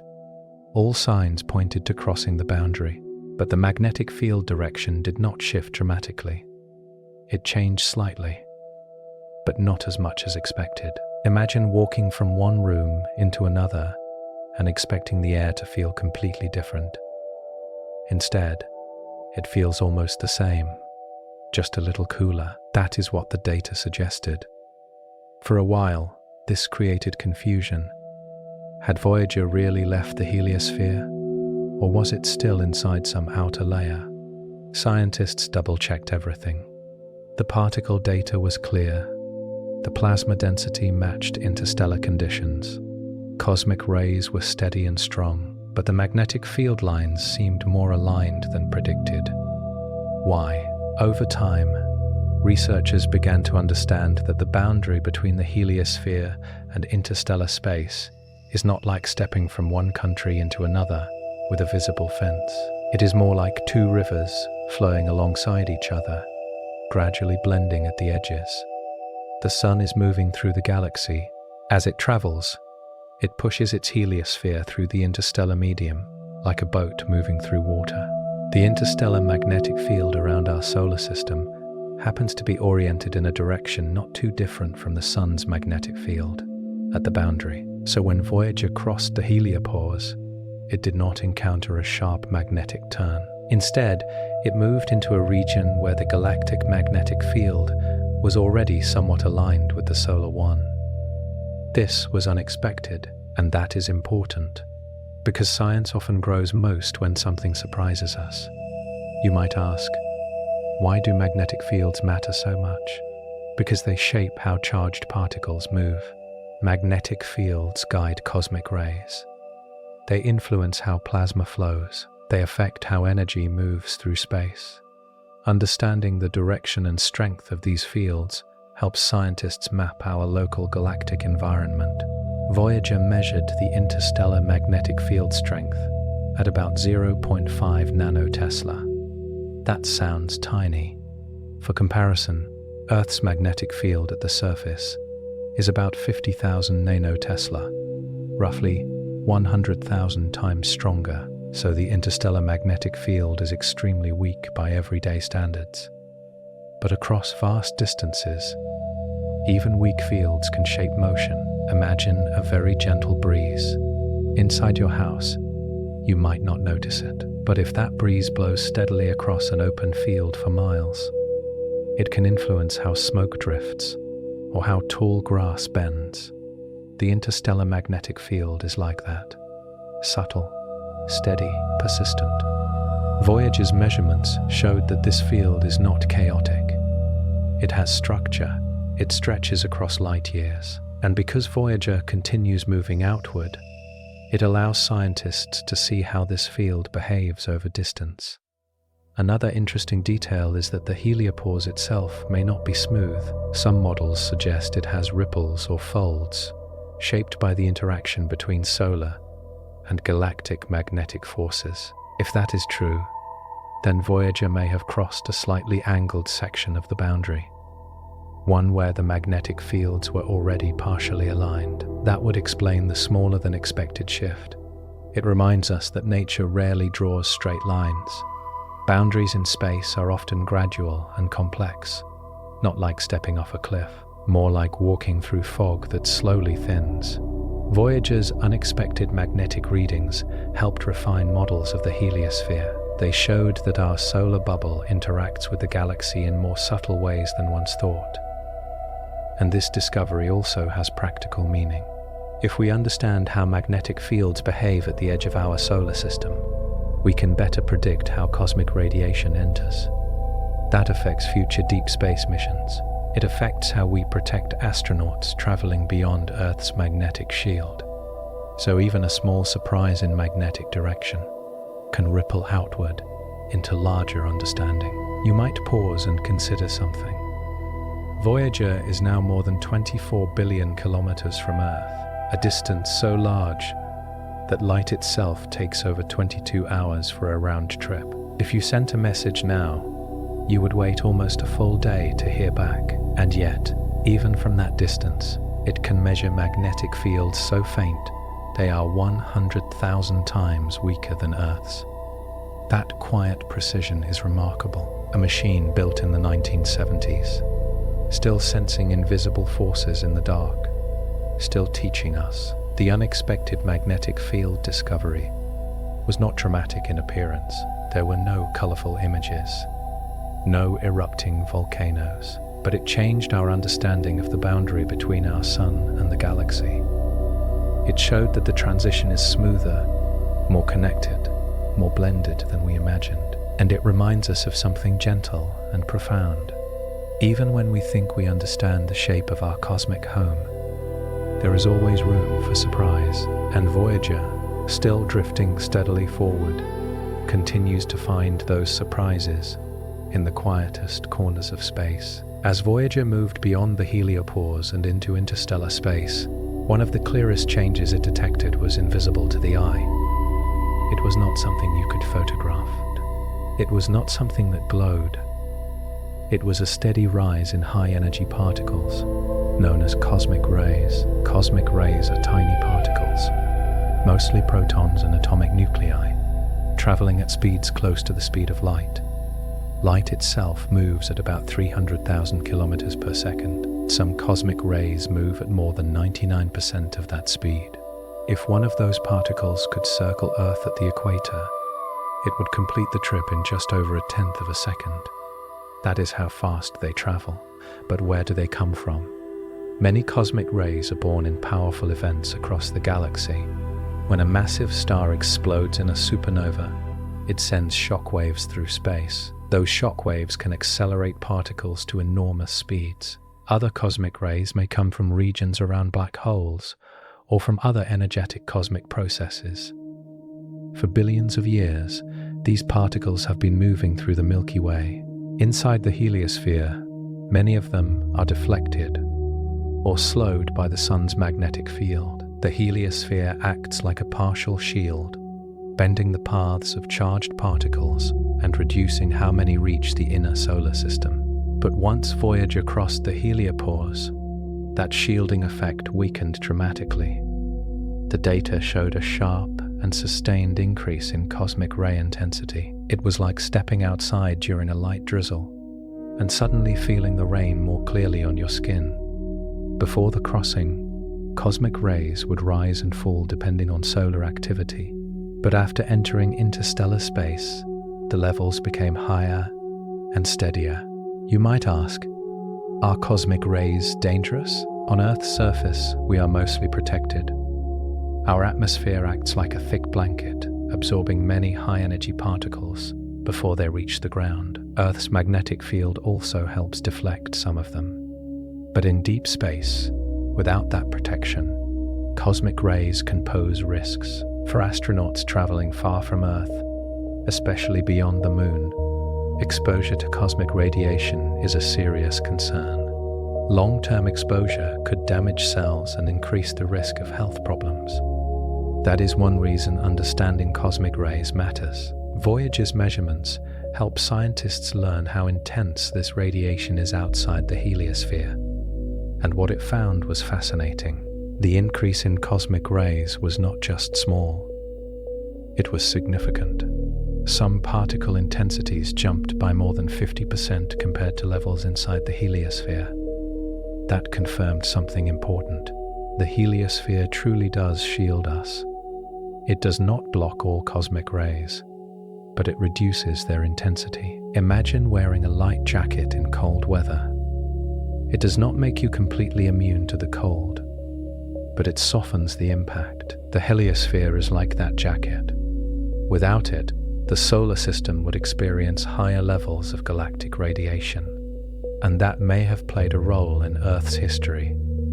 Over millions of years, changes in the size of the heliosphere, influenced by the sun's activity and the density of the surrounding interstellar medium, might slightly affect how many cosmic rays reach Earth. Some scientists even explore whether variations in cosmic ray levels could influence cloud formation and climate, though this remains an area of ongoing research. Voyager's data gives us direct measurements for the first time. You might pause and think about the scale of this. Voyager is now traveling through a region where particles from distant supernovae, events that may have occurred millions of years ago, are brushing past its instruments. Each cosmic ray carries energy and information about faraway parts of the galaxy, and Voyager is detecting them, one by one. The increase in cosmic rays also helped confirm that the spacecraft had truly entered interstellar space. It was one of the strongest pieces of evidence. The sun's influence had weakened. The galaxy's presence had grown stronger. Yet despite the rise in cosmic radiation, Voyager continues to function. Its systems were built to endure Jupiter's intense radiation belts, which were far more powerful than the background cosmic rays of interstellar space. So even now, it keeps operating. There is something poetic about that. A machine designed to survive the fierce environment of a giant planet is now calmly drifting through the quieter radiation of the galaxy, and still reporting back. The cosmic ray increase is not dramatic in appearance. There are no flashing lights, no bursts of color, just numbers slowly rising on a graph. But those numbers tell a story. They tell us that we have stepped outside our protective bubble. They tell us that the space between stars is not silent, but filled with energetic travelers crossing vast distances. And they remind us that even in what seems like emptiness, there is motion, constant motion, tiny particles racing through the dark at speeds almost equal to light. Voyager, small and aging, continues to measure this invisible storm. And with each bit of data, we understand a little more about the environment that surrounds our solar system. The cosmic rays were not monsters. They were not a threat to the spacecraft. They were simply a sign that we had crossed into a new region of space, a region shaped not by our sun, but by the broader forces of the galaxy itself. And Voyager keeps moving forward through it, quietly counting particles from distant stars in the endless night between worlds. When we think of space, we often think of silence. No air, no sound, and in a way, that is true. Sound, as we know it on Earth, needs air or water to travel. It needs molecules to bump into each other and pass along vibrations. In space, there is almost no air, so if you were floating beside Voyager, you would hear nothing. Even if something exploded nearby, there would be no sound reaching your ears. But space is not completely quiet, because while there may be no air, there is plasma. Plasma is often called the fourth state of matter. We are used to solids, liquids, and gases. Plasma is a gas where the atoms have lost electrons, becoming charged particles. The sun is made of plasma. Lightning is plasma.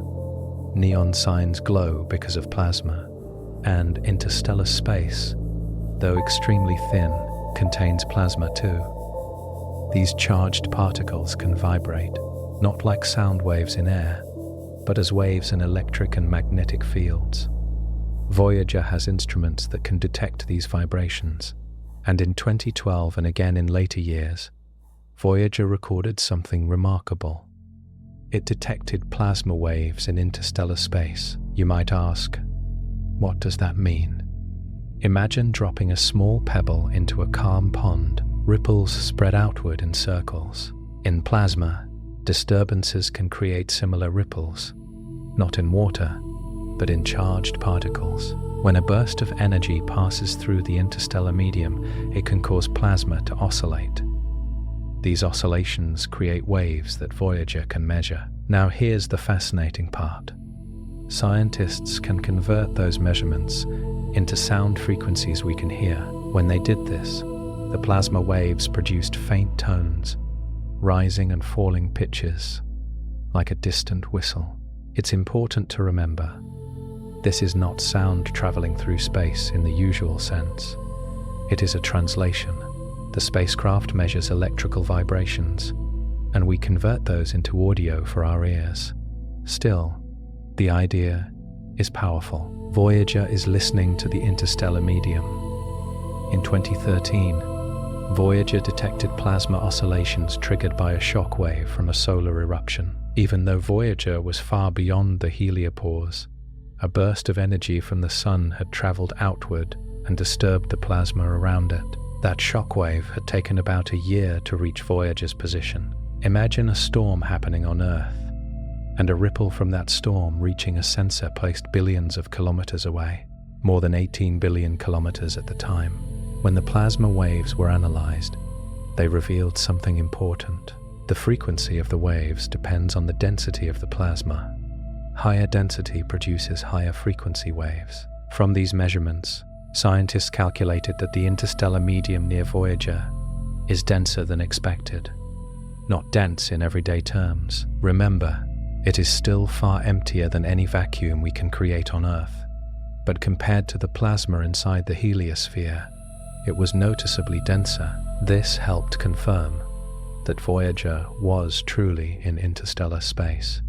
You might pause and picture this: a small spacecraft about the size of a compact car, drifting in darkness billions of kilometers from home. Around it, a sparse sea of charged particles stretches in all directions. Occasionally, a distant solar eruption sends a shockwave outward, like a slow ripple across an enormous ocean. When that ripple reaches Voyager, it gently stirs the plasma, and Voyager listens. The plasma wave instrument aboard Voyager was not originally expected to operate this long, yet decades after launch, it continues to function. The data it collects allows us to hear the density of space. It turns the invisible into something we can understand. You might wonder, is this plasma calm? Not entirely. Interstellar space contains subtle turbulence. Magnetic fields twist and interact. Particles drift and collide.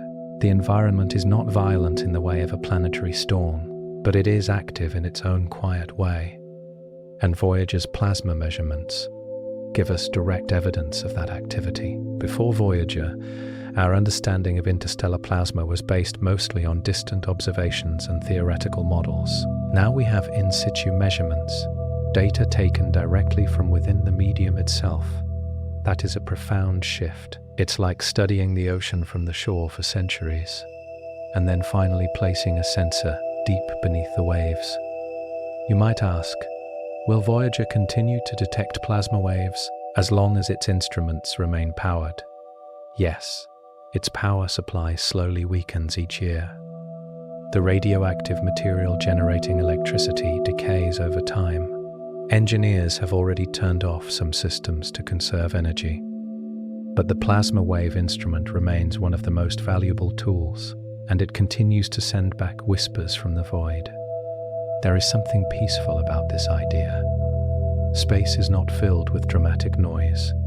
It is filled with faint vibrations, soft signals, subtle ripples passing through an almost empty sea. And Voyager, quietly moving at about 17 kilometers per second, continues to drift through those ripples. It does not rush. It does not stop. It simply listens. And through it, we have learned that even in the space between stars, where matter is sparse beyond imagination, there is still movement, still vibration, still a gentle hum that tells us we are part of a larger, living galaxy. The void is not silent. It is just very, very quiet. And Voyager is there, patiently recording its song. When Voyager first crossed into interstellar space, scientists had a general idea of what to expect. They believed the space between stars was extremely thin, almost unimaginably empty, and it is. But as Voyager continued sending back data, something subtle began to stand out. The interstellar medium, the thin gas surrounding our solar system, was slightly denser than many models had predicted.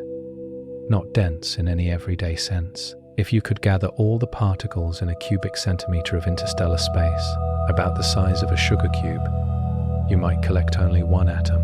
Compare that to the air around you right now, where that same sugar cube volume contains around 10 trillion molecules. So we are still talking about emptiness beyond anything we experience on Earth. But in cosmic terms, even small differences matter. Voyager's plasma wave instrument helped scientists measure the density of electrons in the surrounding plasma. By analyzing the frequency of plasma oscillations, they could calculate how many charged particles were present per cubic centimeter. The result was about 0.1 electrons per cubic centimeter. That might sound tiny, and it is, but it was roughly twice what some earlier estimates had suggested for this region of space. You might ask, why does that matter? Because density shapes behavior. Even a small increase in particle density affects how shock waves travel, how magnetic fields interact, and how cosmic rays move through space. Think of it like fog. If you walk through a light mist, you barely notice resistance. But if the fog becomes slightly thicker, you begin to see how it diffuses light differently, how it changes your visibility. In space, even small changes in density can alter how energy moves across vast distances. The region Voyager is traveling through is known as the local interstellar cloud. It is a patch of slightly denser gas within the larger interstellar medium of our galaxy. Our solar system is moving through this cloud at about 23 kilometers per second, roughly 83,000 kilometers per hour. That's fast enough to circle Earth twice in 1 hour. And Voyager, traveling outward at about 17 kilometers per second, is moving relative to this flow. So in a sense, it is drifting through a gentle galactic breeze. That breeze is thin, beyond imagination, but it is there. The higher than expected density also tells us something about our cosmic neighborhood. It suggests that the region around our solar system may be more structured than once believed. Instead of being uniformly empty, space is patchy. Some areas are slightly denser, others are thinner. Over millions of years, as the Sun travels around the center of the Milky Way, completing one full orbit roughly every 230 million years, it will move through different interstellar regions. Each region may have different densities, temperatures, and magnetic properties. You might wonder, could these changes affect Earth? Possibly, though likely very subtly. If the solar system were to pass through a much denser interstellar cloud in the distant future, it could compress the heliosphere slightly, bringing the boundary closer to the planets. That might allow more cosmic rays to enter the inner solar system, but these changes would happen slowly, over long timescales, thousands or millions of years. For now, Voyager's measurements simply give us a clearer picture of where we are. The interstellar medium near us has a temperature of around 7,000 degrees Celsius. That sounds incredibly hot. But remember, temperature in space works differently. With so few particles, even if each particle carries high energy, there are not enough of them to transfer much heat. If you were somehow protected from radiation and floating in that plasma, you would not feel hot. You would feel cold. It is a strange combination. High temperature, low density, a thin, warm sea of charged particles stretching across light years. Light years. A single light year is about 9.5 trillion kilometers. If you tried to drive that distance at highway speed without stopping, it would take over 10 million years. The local interstellar cloud itself may be about 30 light years wide. That means Voyager, moving at 17 kilometers per second, will take around 20,000 years just to pass through this one cloud. 20,000 years. That is longer than recorded human history. Voyager will not leave this cloud anytime soon. And yet, even now, its data is refining our understanding. Before Voyager, our knowledge of the local interstellar medium came mostly from distant observations, analyzing how starlight changes as it passes through space. Now we have direct measurements, a small probe drifting through the cloud, counting particles one by one. You might pause and consider the patience of this mission. Voyager has been traveling since 1977, nearly 5 decades, and it is still sending back new information. It tells us that space is not uniform, not perfectly empty, not featureless. Instead, it is textured in subtle ways, slight changes in density, gentle variations in magnetic field strength, soft plasma vibrations. These may seem like small details, but they are pieces of a larger puzzle. A puzzle about how stars, planets, and life exist within a galaxy that is far from empty. The interstellar medium is the raw material from which new stars are born. Over millions of years, clouds of gas can collapse under gravity, forming new suns and planetary systems. The same type of material Voyager is drifting through once helped form our own sun 4.6 billion years ago. And now, a tiny machine built by that sun's children is passing through it, measuring its properties. The universe often feels vast and distant, but in moments like this, it feels connected. The gas between stars, the sun's protective bubble, the small blue planet inside it, and a spacecraft quietly crossing the space in between. All part of the same story. And Voyager continues to drift forward, gently sampling the thin galactic fog that surrounds our home. For most of human history, we did not know we were living inside a shield. We knew about Earth's magnetic field. We knew it protects us from some radiation and creates the northern and southern lights. But the idea that the entire solar system sits inside a much larger protective bubble was something we only began to understand in the last century. Voyager helped confirm just how important that shield really is. The heliosphere, the vast bubble formed by the sun's solar wind, stretches far beyond the planets. As we've seen, it reaches more than 100 times the distance between Earth and the sun. If Earth were one step from the Sun, the heliosphere would extend over 100 long steps outward. Inside that bubble, the solar wind flows outward constantly, carrying the Sun's magnetic field with it. And that flow matters, because outside the heliosphere, interstellar space is filled with high-energy cosmic rays. These particles travel near the speed of light. Some were born in supernova explosions millions of years ago. They crossed the galaxy without slowing much, like tiny bullets moving through darkness. When Voyager crossed the heliopause and cosmic ray levels rose sharply, it gave us direct proof that the heliosphere blocks a significant portion of that radiation. Inside the heliosphere, cosmic ray intensity is lower. Outside, it increases. The difference is not small. It is clear. You might ask, how much protection does the heliosphere provide? It doesn't block all cosmic rays. Some still reach the inner solar system, but it reduces their numbers enough to matter. Imagine standing under a tree during light rain. You still feel some drops, but many are caught by the leaves above you. The heliosphere is like that tree. Without it, the inner solar system, including Earth, would experience higher radiation levels. Over long periods, radiation can affect living cells. It can damage DNA. It can influence atmospheric chemistry. Earth has two major shields. First, its magnetic field. Second, its thick atmosphere. Together, they protect life at the surface from most harmful radiation. But the heliosphere adds another layer. It softens the cosmic environment long before radiation reaches Earth's neighborhood. Voyager's journey showed us that this solar shield is real, measurable, and dynamic. Dynamic is important.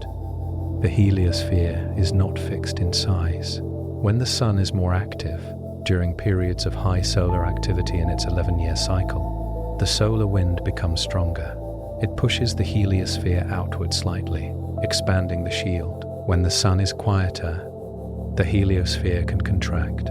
This means the level of cosmic radiation entering the inner solar system changes over time.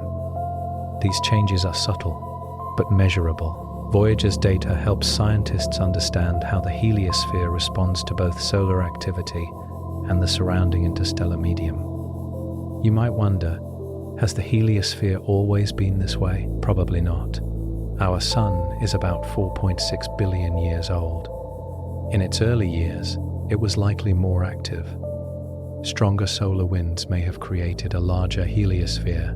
At other times in the distant future, as the Sun ages, its behavior will change again, and as the solar system moves through different regions of the galaxy, the surrounding interstellar medium may become denser or thinner.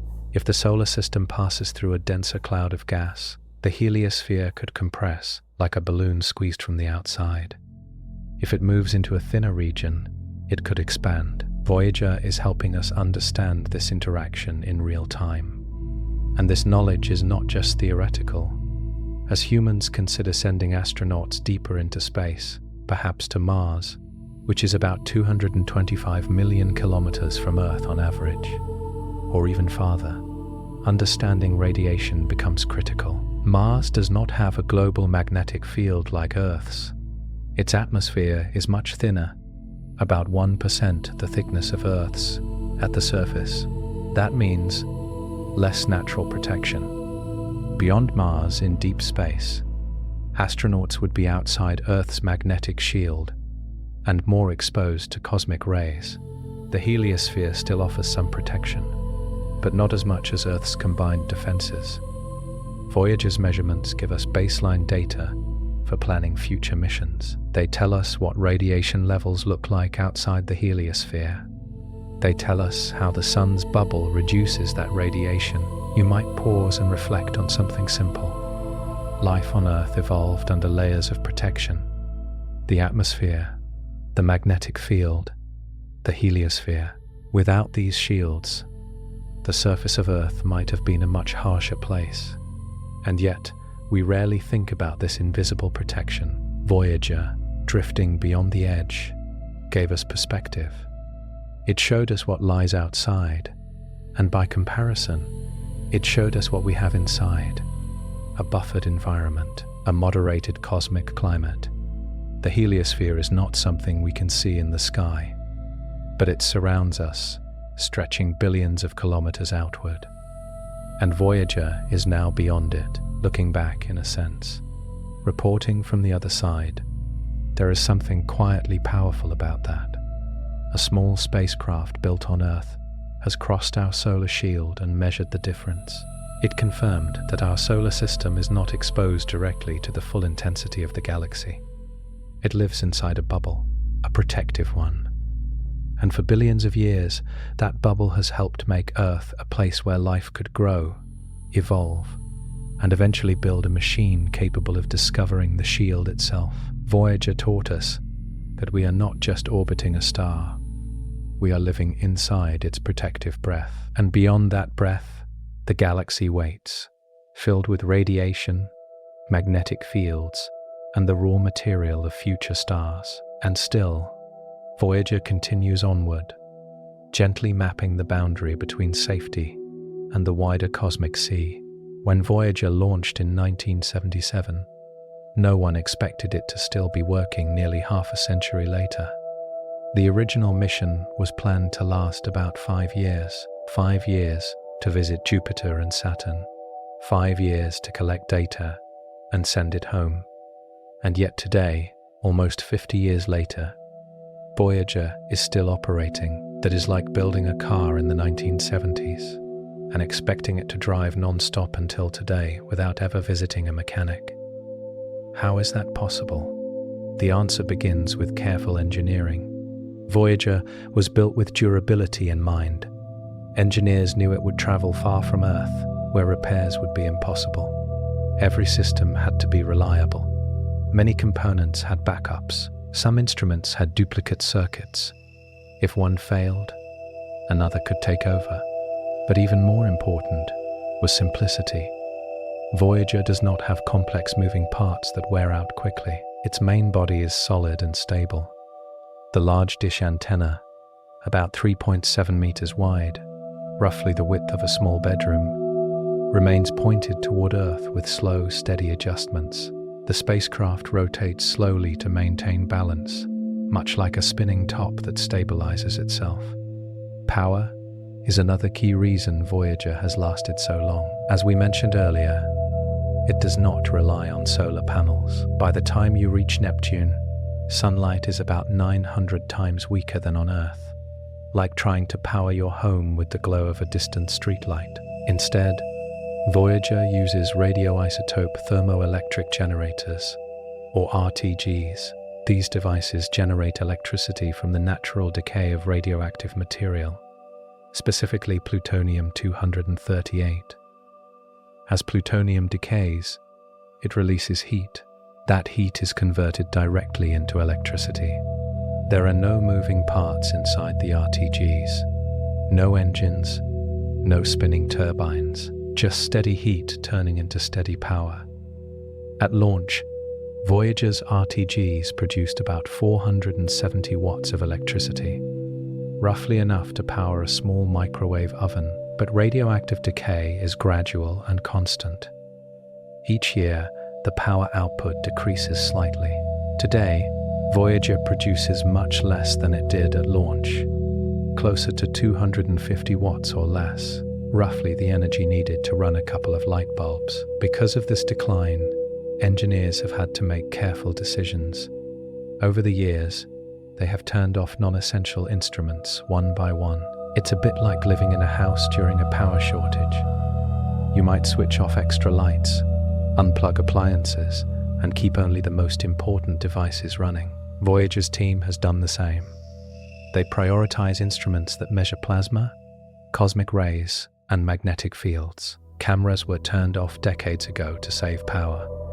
Some heaters have been shut down, even though the spacecraft is drifting in temperatures around -270 degrees Celsius. That is colder than anything we experience on Earth. Yet the instruments continue to function. How do they survive such cold? The spacecraft was insulated carefully. The heat from the RTGs not only provides electricity, but also keeps the core systems warm enough to operate. Even so, as power declines, temperatures slowly drop. It's remarkable that electronics designed in the 1970s still work after decades of exposure to deep space radiation and extreme cold. Another reason for Voyager's longevity is careful communication management. Engineers send commands slowly and deliberately. There is no rushing. When Voyager was near Earth, signals took minutes to travel. Now, at more than 24 billion kilometers away, a one-way radio signal takes over 22 hours to reach it. That means if engineers send a command today, they will not know if it worked until nearly 2 days later, allowing time for a response to come back. It requires patience.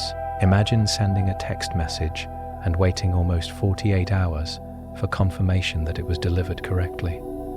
And yet, the communication continues. Voyager's computer systems are simple compared to modern devices.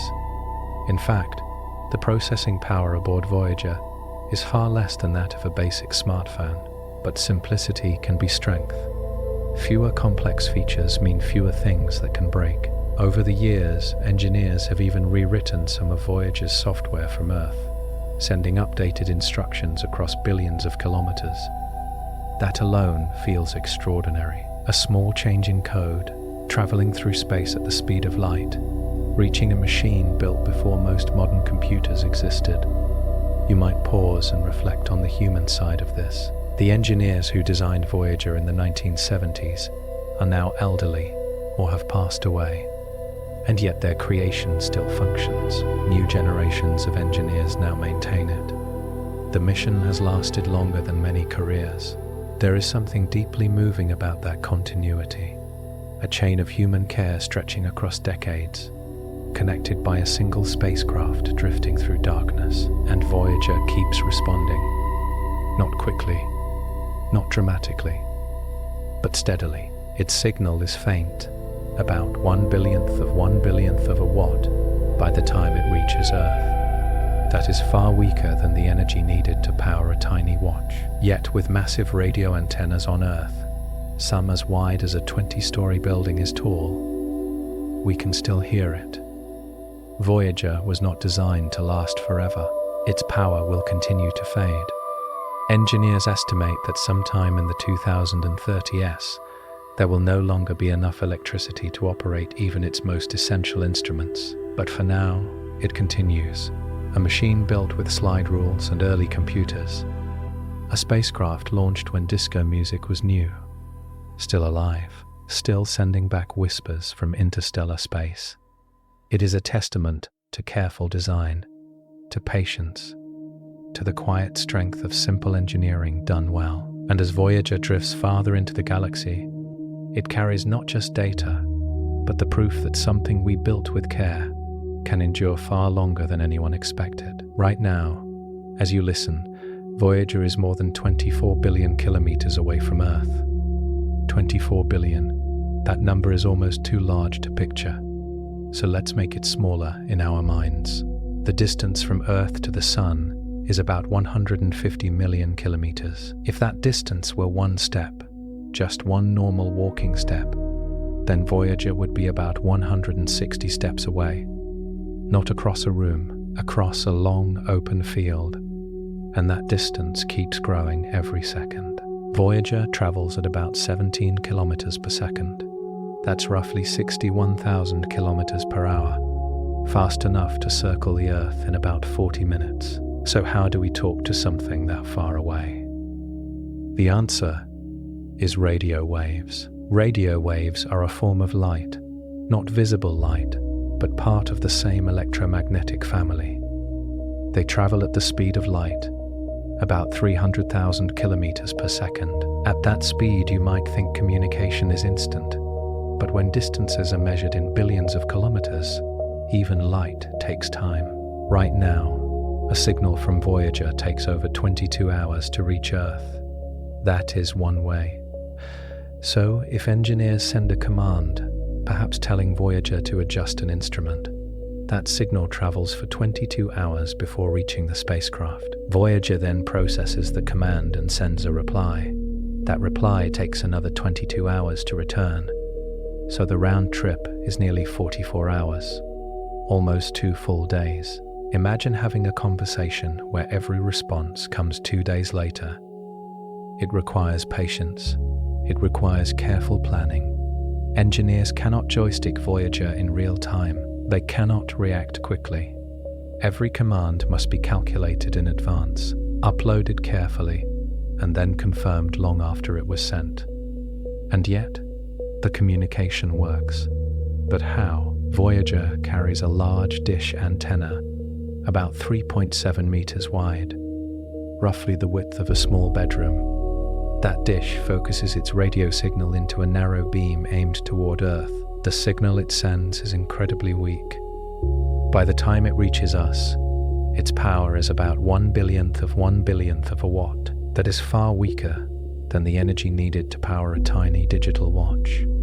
To detect such a faint whisper, we use something called the Deep Space Network. The Deep Space Network, or DSN, consists of 3 major facilities located around the world, one in California, one in Spain, and one in Australia. Each site has massive radio antennas, some 70 meters wide, about as tall as a 20-story building. These dishes are so sensitive, they can detect Voyager's faint signal against the background noise of space. Think of it like trying to hear a single cricket chirping from thousands of kilometers away while standing in a quiet desert at night.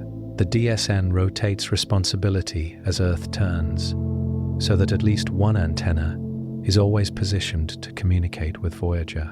Because Earth rotates once every 24 hours, the antennas must hand off the signal from one site to another, like runners passing a baton in a relay race. You might wonder, how does Voyager keep its antenna pointed at Earth? It uses small thrusters to make tiny adjustments. These thrusters fire in brief bursts, carefully rotating the spacecraft. If the antenna drifts off target even slightly, the signal could miss Earth entirely. Imagine shining a flashlight across a dark field and trying to keep its beam centered on a coin in the distance. That is similar to what Voyager must do, except the coin is Earth, and the distance is billions of kilometers. Over decades, engineers have had to manage Voyager's attitude control system carefully. The thrusters use fuel, and fuel is limited. Every adjustment must be planned. In recent years, some thrusters have weakened or clogged. Engineers have creatively reactivated backup systems that had not been used in decades, giving Voyager new ways to stay pointed correctly. It is a bit like finding an old spare key in a drawer and discovering it still works. The radio signal itself carries digital data, measurements of plasma density, cosmic ray counts, magnetic field strength. The data rate is very slow. In the early days near Jupiter, Voyager could send data back much faster. Now, because of the extreme distance and limited power, it transmits at about 160 bits per second. For comparison, a typical internet connection on Earth sends millions of bits per second. Voyager's data trickles in slowly, like water dripping from a faucet. But even that trickle is precious. Each bit represents information from a place no human has ever visited. You might pause and consider something remarkable. Every time we receive a signal from Voyager, we are touching something beyond the solar system. The signal left the spacecraft almost a day ago. It crossed billions of kilometers of space. It passed by no planets. It traveled through interstellar plasma and magnetic fields. And then it touched a radio dish on Earth, converted into electronic signals. Decoded. Read by scientists. There is something quietly beautiful about that connection. A thin thread of radio light stretching across the dark.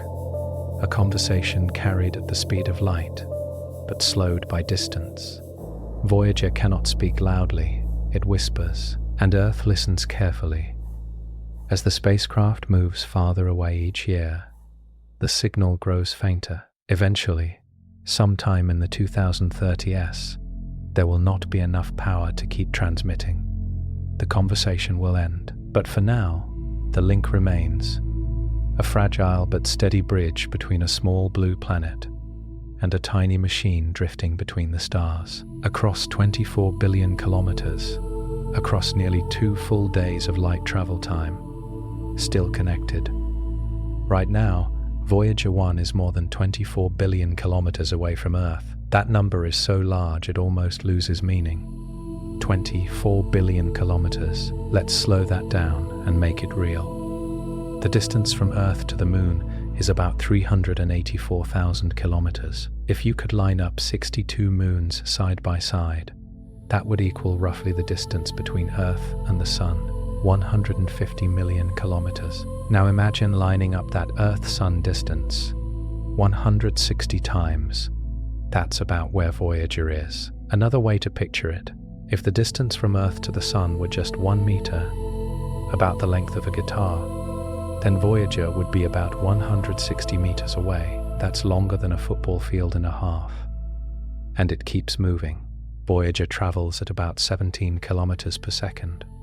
That's around 61,000 kilometers per hour. If you could drive a car that fast, you could circle the entire Earth in about 40 minutes. Every second, Voyager moves farther from us. Every minute, it adds another 1,000 kilometers. Every day, it gains more than 1.4 million kilometers in distance, nearly 4 times the distance from Earth to the Moon. You might wonder, how long did it take to get this far? Voyager launched in 1977. It has been traveling for nearly 50 years. If a human had made that journey, they would now be close to retirement age. And yet Voyager keeps going. But here's something even more surprising. Despite traveling billions of kilometers, Voyager has not even come close to another star. The nearest star system, Alpha Centauri, is about 40 trillion kilometers away. 40 trillion. To compare, 40 trillion kilometers is about 1,600 times farther than Voyager's current distance. If Voyager's 24 billion kilometers were represented by one step, Alpha Centauri would be 1,600 steps away. That's like walking the length of a long city street after already crossing a football field. In other words, Voyager is incredibly far from Earth, farther than any human-made object has ever traveled. But on a galactic scale, it has barely begun the journey, and that contrast is humbling. We feel how vast 24 billion kilometers is. It stretches beyond easy imagination, yet the galaxy is so large that this distance is just the beginning. Voyager is moving outward through interstellar space, slowly drifting through the local interstellar cloud. At its current speed, it travels about 3.6 astronomical units per year. An astronomical unit, often called an AU, is the distance from Earth to the Sun. So every year, Voyager moves about 3.5 times the Earth-Sun distance farther away. In human terms, that feels fast. In cosmic terms, it is gentle. You might ask, can we still track it precisely? Yes. Using the Deep Space Network, scientists can measure Voyager's position with incredible accuracy. By tracking the timing and frequency of its radio signals, they can determine its distance and velocity. Even at 24 billion kilometers away, we know where it is. That fact alone feels remarkable. A small spacecraft, smaller than a compact car, drifting in the dark between stars, and we can still point to it. We can still say, it's there. If you were standing next to Voyager and looked back at the Sun, it would no longer appear as the large bright disk we see from Earth. It would look like a very bright star, brighter than most stars in our sky, but still just a point of light. And Earth would be completely invisible to the naked eye from that distance. Even with powerful instruments, it would be just another faint dot near the Sun.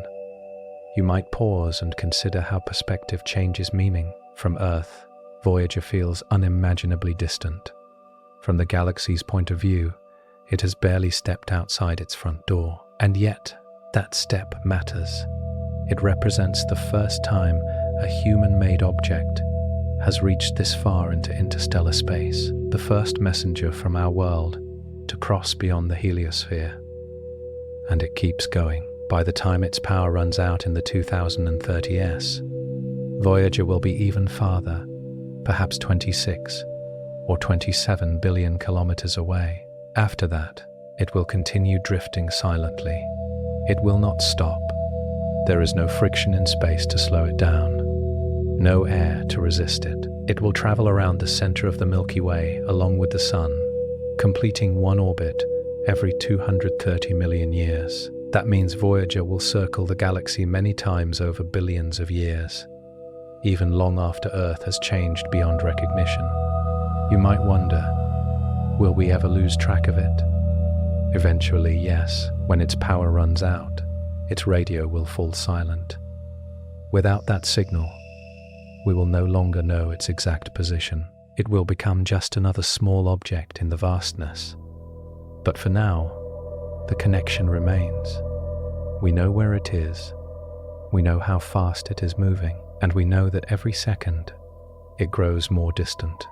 24 billion kilometers, a number almost too large to grasp, and still increasing. A small machine from Earth, moving steadily outward, deeper into the quiet between stars. And we are still listening. When we hear that Voyager is traveling through interstellar space, it is natural to wonder something simple. Will it ever reach another star? The short answer is yes, but not in the way we might imagine. Voyager 1 is moving at about 17 kilometers per second. That sounds incredibly fast. At that speed, you could travel from New York to Los Angeles in under a minute.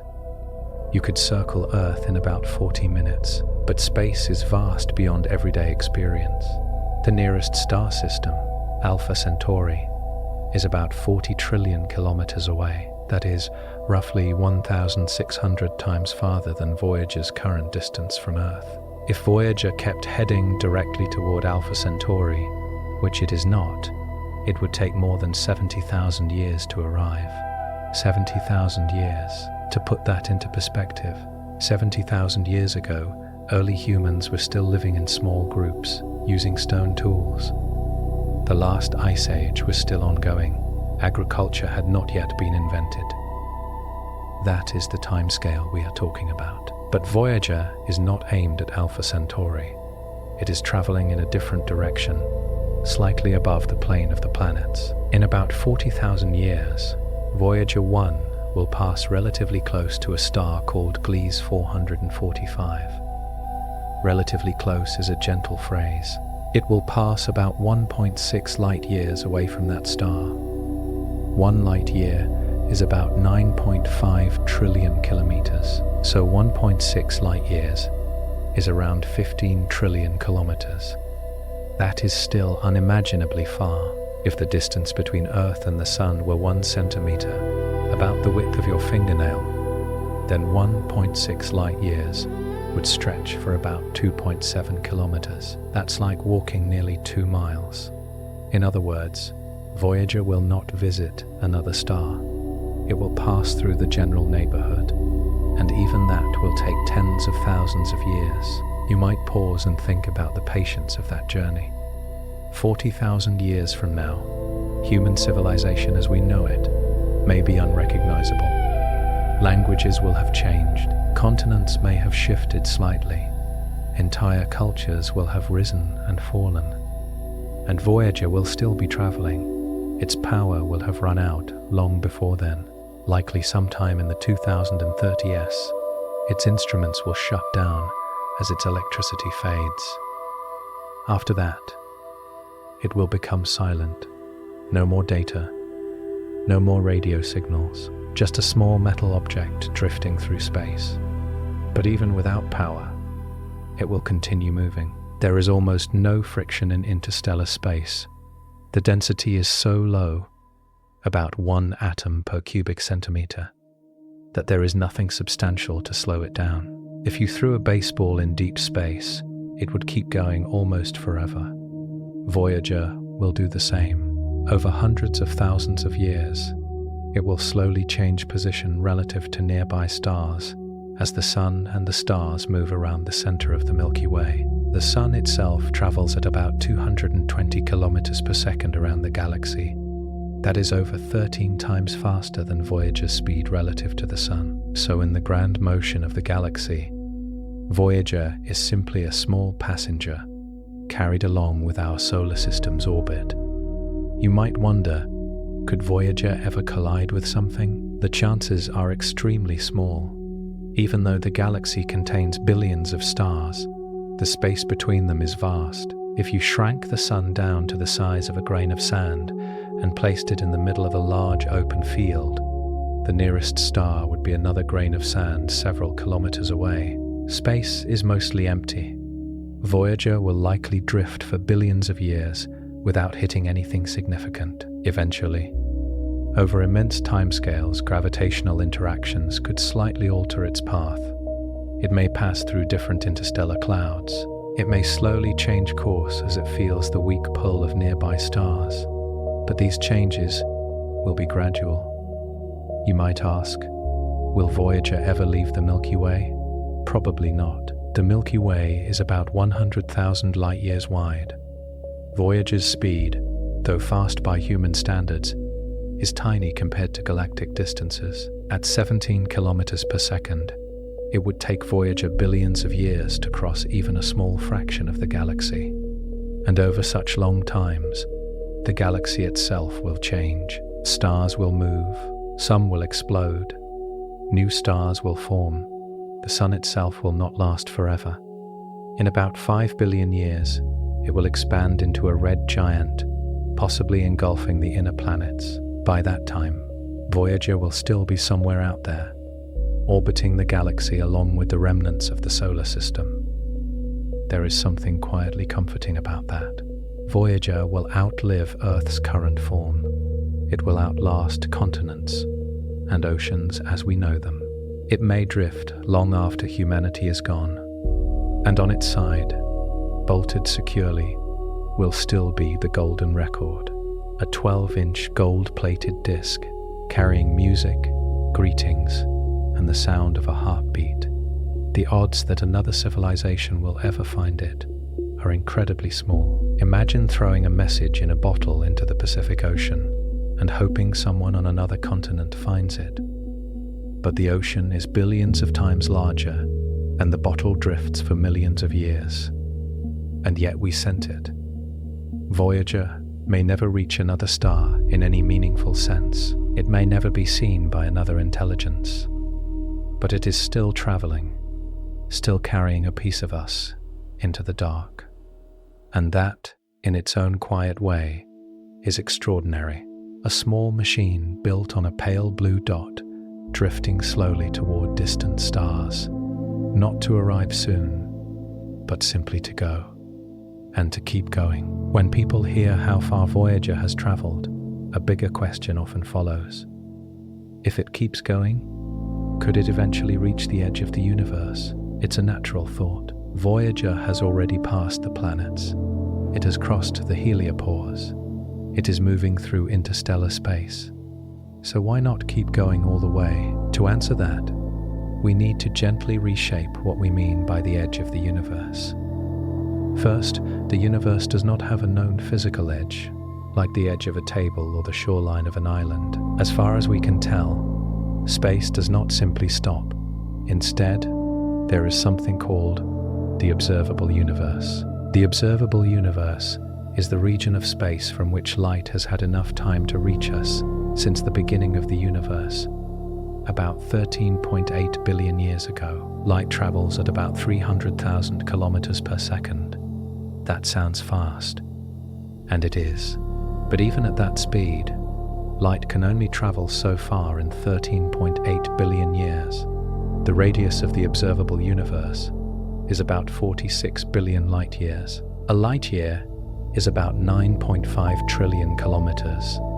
So 46 billion light years is a distance so enormous that even writing the number feels overwhelming. If the distance from Earth to the Sun were 1 centimeter, the observable universe would stretch for millions of kilometers.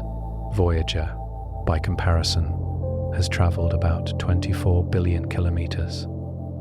That sounds large, but 24 billion kilometers is only about 0.0000025 light years.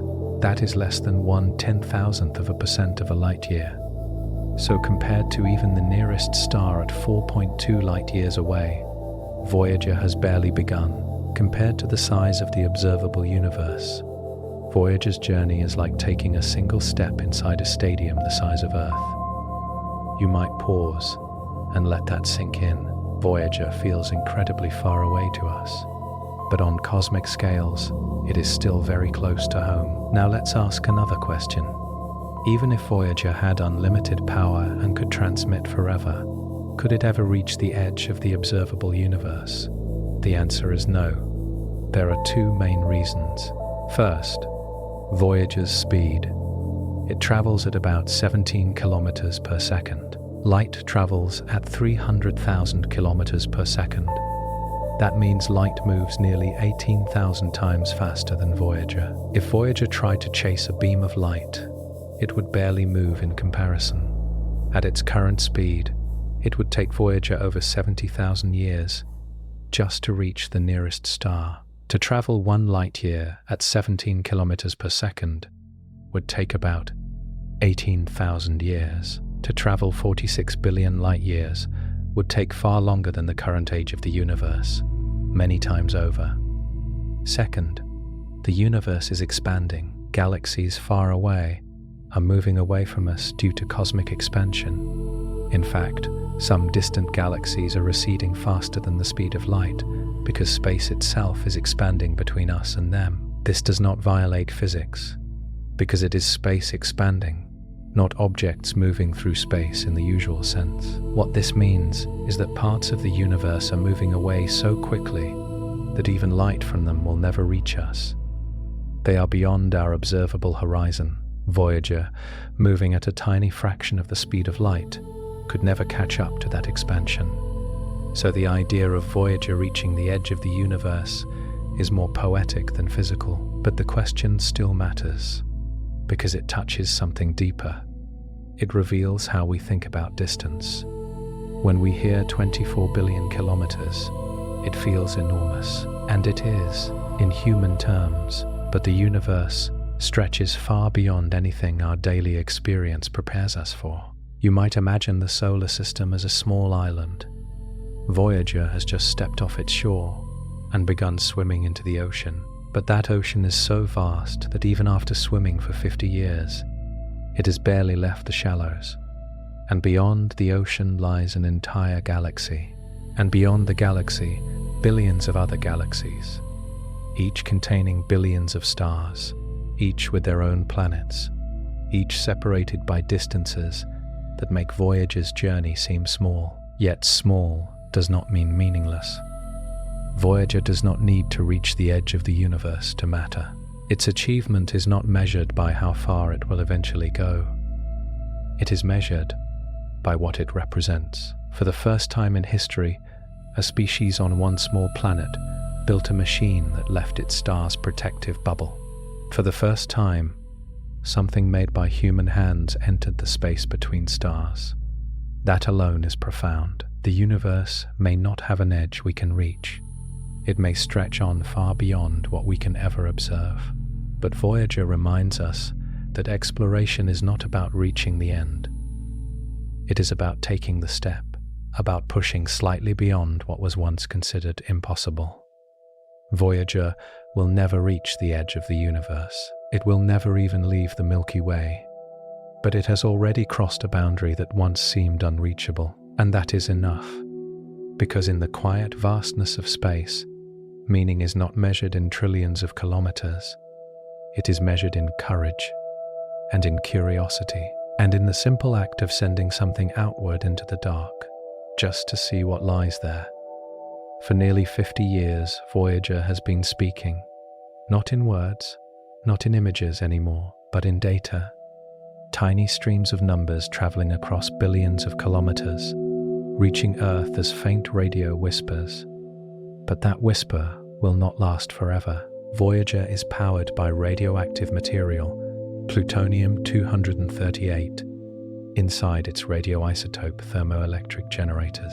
At launch in 1977, the spacecraft produced about 470 watts of power. That's roughly the energy needed to run a small microwave oven. But radioactive decay is steady and predictable. Each year, the power output drops slightly. Not suddenly, not dramatically, just a slow fading, like a flashlight whose batteries are slowly draining. Today, Voyager produces less than half of what it once did, closer to 250 watts or even less. That's about the power needed to run a few household light bulbs. Engineers have managed this decline carefully. Over the decades, they have turned off systems one by one. Cameras were shut down long ago. Some heaters have been powered off. Backup systems were sacrificed to keep essential instruments alive. It's a bit like being on a long camping trip with limited supplies. You ration carefully. You use only what you need. You preserve the essentials. And so far, that careful management has worked. But eventually, there will not be enough power to keep even the most critical instruments running. Current estimates suggest that sometime in the early to mid-2030s, Voyager will no longer have enough electricity to operate its scientific equipment. That's only a few years from now. You might ask, what happens exactly when that moment comes?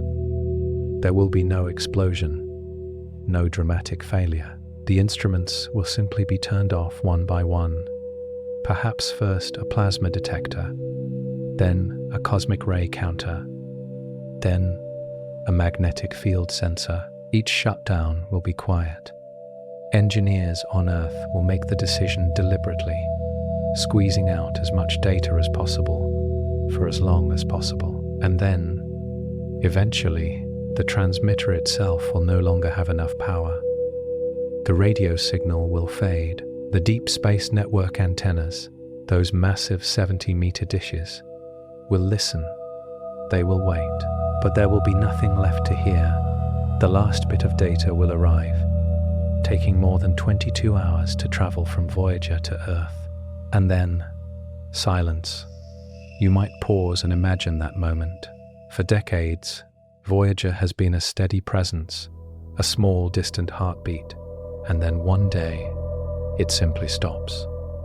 It will not mean Voyager is destroyed. It will not mean it has reached some final boundary. It will simply mean its energy source has declined below the minimum needed to speak. The plutonium inside will continue to decay for many years after that, still producing heat, but not enough electricity to power the systems. Without power, the spacecraft will become cold. Its instruments will freeze into stillness. Its computer will shut down permanently, but Voyager itself will continue moving. There is almost no friction in interstellar space. The density is about 1 atom per cubic centimeter, far too little to slow it down in any noticeable way. So even after it goes silent, Voyager will keep drifting at about 17 kilometers per second.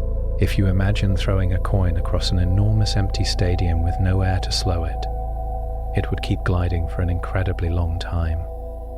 Voyager will do the same. It will circle the center of the Milky Way along with the Sun, completing one orbit roughly every 230 million years. It may drift for billions of years, long after Earth's continents have shifted, long after the Sun has changed into a red giant, long after humanity in its current form is gone, and bolted to its side will still be the golden record, a 12-inch gold-plated disc carrying greetings, music, and the sound of a heartbeat. Even when Voyager goes silent, that record will remain. You might wonder, could we ever turn Voyager back on?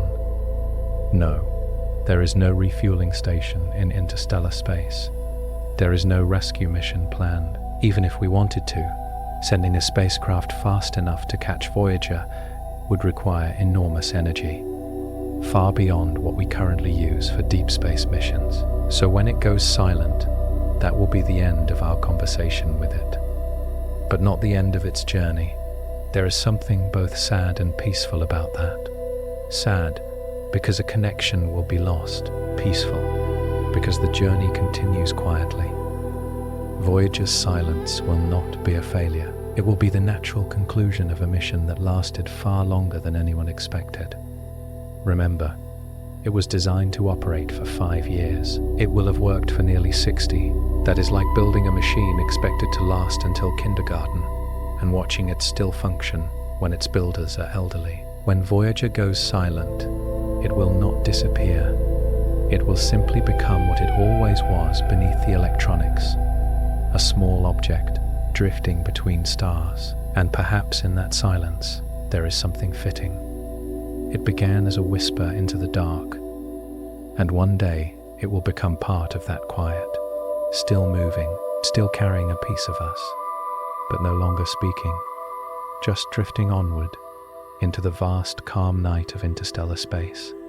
One day in the 2030s, Voyager will fall silent. The last instrument will power down. The last radio signal will leave its antenna. It will travel for more than 22 hours, crossing billions of kilometers, until it reaches Earth. Engineers will listen, and there will be no reply after that. But silence is not the same as ending. When Voyager's power is gone, the spacecraft itself will still exist. It will still be moving at about 17 kilometers per second, fast enough to travel from one side of a large city to the other in just a few seconds. There is no air in interstellar space to slow it down. The density is about 1 atom per cubic centimeter, far emptier than any vacuum we can create on Earth. So Voyager will keep drifting. If you imagine tossing a small pebble across a perfectly frictionless surface, it would slide forever. Voyager is doing something similar, except the surface is space itself. Over the next thousands of years, it will continue through the local interstellar cloud. As we mentioned earlier, this cloud may be around 30 light-years wide. A single light-year is about 9.5 trillion kilometers. At Voyager's speed, it would take roughly 20,000 years just to pass through this one region. 20,000 years. That is longer than all of recorded human civilization. During that time, Voyager will not send any signals.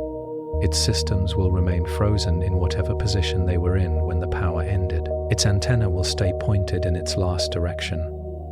Its instruments will sit cold and inactive, but its structure, made of aluminum, titanium, and gold, will remain intact for an incredibly long time. Interstellar space is harsh in some ways, but gentle in others. There are cosmic rays and tiny dust particles. Over millions of years, microscopic impacts may slowly erode surfaces, but there is no weather, no rain, no oxygen to cause rust, no wind. Without an atmosphere, corrosion does not happen the way it does on Earth. That means Voyager could remain mostly intact for billions of years. Billions. For comparison, Earth itself is about 4.6 billion years old. Voyager could drift for a time span comparable to the age of our planet. Eventually, gravitational forces from nearby stars may slightly alter its path. In about 40,000 years, Voyager 1 will pass about 1.6 light-years from a star called Gliese 445. That distance, about 15 trillion kilometers, is still extremely far, but in cosmic terms, it is a close pass. The star's gravity may tug gently on Voyager, adjusting its course by a tiny amount. Over millions of years, similar encounters could slowly reshape its path, but dramatic collisions are extremely unlikely. Space is vast. If you shrank the sun to the size of a grain of sand and placed it in a large open field, the nearest star would be another grain of sand several kilometers away. The chance of Voyager striking a planet or star is incredibly small. It will most likely drift quietly, orbiting the center of the Milky Way along with the Sun. One full orbit around the galaxy takes about 230 million years. That means Voyager will circle the galaxy again and again over immense timescales. long after Earth changes, long after continents shift, long after the sun itself transforms. In about 5 billion years, the sun will expand into a red giant, possibly engulfing Mercury, Venus, and maybe even Earth. By that time, Voyager will be somewhere else entirely, still orbiting the galaxy, far from the chaos of our star's final transformation. And attached to its side will still be the golden record, a 12-inch gold-plated copper disc, carrying greetings in 55 languages, carrying music, carrying the sound of wind, rain, and a heartbeat. The record is protected by a metal cover. In the vacuum of space, away from air and water, it could last for hundreds of millions of years, possibly longer. You might wonder, will anyone ever find it? The honest answer is that the odds are incredibly small. The galaxy is vast beyond imagination. Voyager is tiny, about the size of a small car. Finding it would be like finding a single grain of sand drifting somewhere in all the world's oceans. And yet, the possibility exists. Even if the chance is small, it is not zero. Perhaps millions of years from now, another civilization could detect it, or perhaps it will simply drift unnoticed forever.